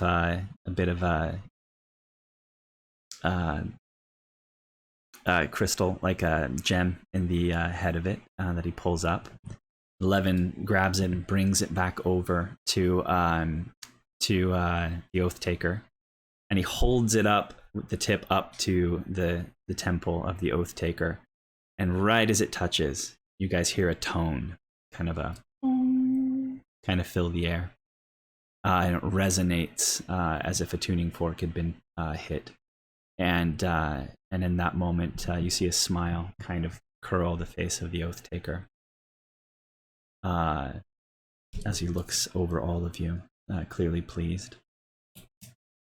I have taken many oaths, many reckonings from those who have taken the oath here, adventuring hands who have come into this place. I don't know that I've ever had one be quite as honest as you have. Although you weren't completely forthright, and that is okay. We are not looking for perfection. I have very rarely heard such a pure tone come from one of these rods. And as he says this, there's another flare of energy from the pillars that you are attached to, and you feel a bit of heat and warmth and light as the little bit of cerebrium begins to glow, and then you feel it release from the metallic sort of prong that it's connected to, and you pull away. You see the oath taker's eyebrows raise as this happens. It seems that Davet approves as well. I would urge you to check your kaima. And you remember before how you were told kind of how to kind of check just by placing your fingers kind of around little cerebrium nodules on the end. And as you do so, each of you realize that a new spell has been infused into the cerebrium of the kaima for each of you. And again, intuitively, because cerebrium is a mental metal, On top of the one we already have, or in place on of? top of the one that you already have. And just to make sure I didn't accident, do you guys have written down what you had in there before? I know you had light, spare the dying. What did each of you have again, real quick? I have detect magic. Okay. I think Wicked had spare the dying. Someone had light. I had light. Bitsy and Pimiver, do you guys remember what you had? I don't remember what I had. Looking to see if I have it anywhere. Right. I don't think that I'm doubling up here. I'll have to double check, but Bitsy, were you able to find yours? No.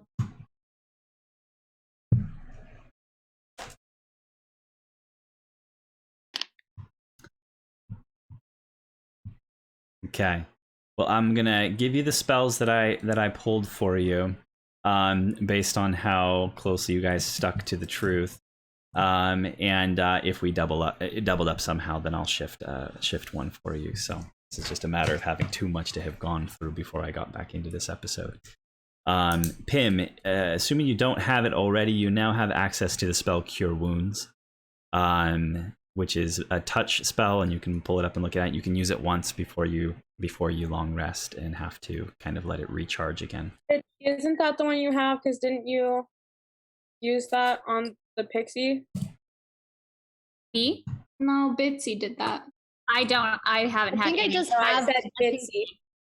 I think I have Cure Wounds as a spell. Yeah, Bitsy has it as a spell. Yeah, Bitsy cast the spell. Okay, I just remember you having cure wounds. So Right. Nazriel, you feel the spell Sacred Flame infused into yours, which is a cantrip. So it's something you can cast regularly to deal damage. And Wicket, you have Inflict Wounds.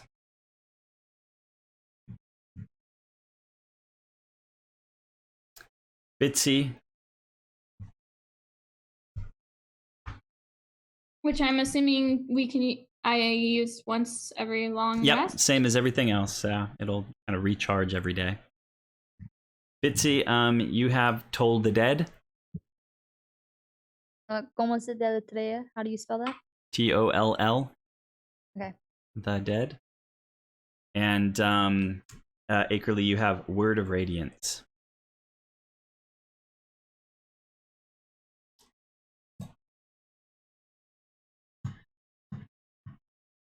Yes, it would appear that Darvet agrees with me. Not only have you uncovered much more than we could have expected or even hoped for, you have returned and shared what you have, according to your oath, very clearly. That is something, indeed. You continue to impress me. And you all are able to sort of step back, and he kind of steps back with you. He moves over to you, Pimiver, who were the kind of proclaimed leader of the group at some point. And he hands you the Codex Rod that he pulled out of the top. Has Levin do it.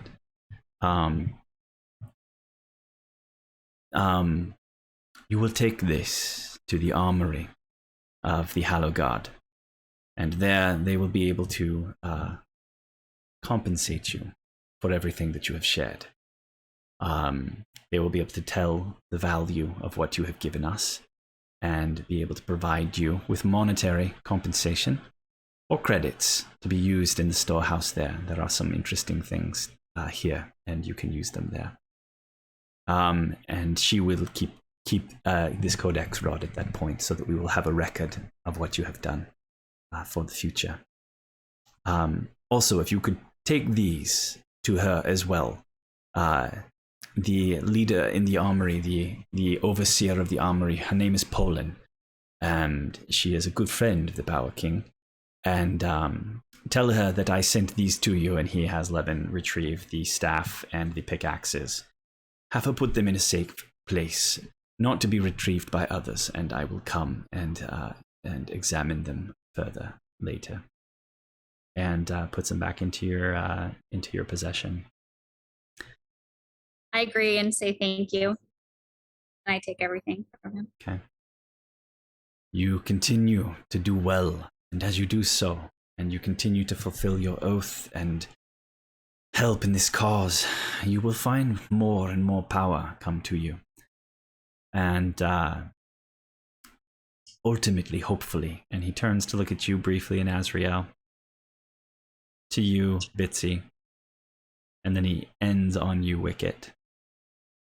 Ultimately, you will be able to find more about yourselves, things that perhaps will help you make sense of some things and move forward. Now I've kept you here over long. I will let you go. I will be in touch. And he kind of turns and he has Levin give back your signet ring, Bitsy, at this point as well, to you. Thank you. I will not lie. News of Endelwyn, and in particular the connection that you seem to have to it, is probably the greatest single bit of news that we have had since coming into this land. We will most certainly be talking again about it. I must consult with my superiors, and I must consolidate all of this information. And when I know and understand more, we will reconnect about this once again. But know that you have done great things for the noblest cause this day. And turns to let you go. Akerly, might I have a quick word? Oh, yes. He kind of just steps to the side. I could not ask it during the oath-taking. It does not specifically pertain. But how are your studies going? Good. I studied hard. Late nights. I night. need to sit it onto my gamison, see? I look for it, but can't find it among all the spells I have. And he looks at it. Very good. Very good. That is heartening. Continue to study and continue to check in with me. Come to me before you leave town again. I will give you more information, something else that you can take with you. And he turns once again to the rest of you and thanks you one more time. He has Levin lead you out. He actually remains behind in a sort of cross-legged position inside of this oath house that he's inside of as he allows you to leave. And you do so. We're going to go ahead and end there tonight. We've just hit the 4-hour mark of this live session. If anybody is watching this, we appreciate you watching through this. And yeah, I'm excited to kind of move forward on this and see kind of where things go from here. It's been good to kind of shake off the rust and get back into the swing of these things. And it was kind of fun watching kind of a random brawl happen between our Ladrin Bard and some dude named Jim, among other things. So, but yeah, you are growing, gaining more power, all of those things that you needed to do in order to accomplish things here in the future. We will pick up this next time, which we'll have to kind of wait and see schedule-wise where it ends up, but sometime very soon, we hope. Thanks once again to everybody watching, and thanks to all of you for being here for so long, especially that long stretch at the beginning without being able to take a bathroom break. So, but it's good as always to be with you guys. And yeah, I think that's going to do it. Goodbye.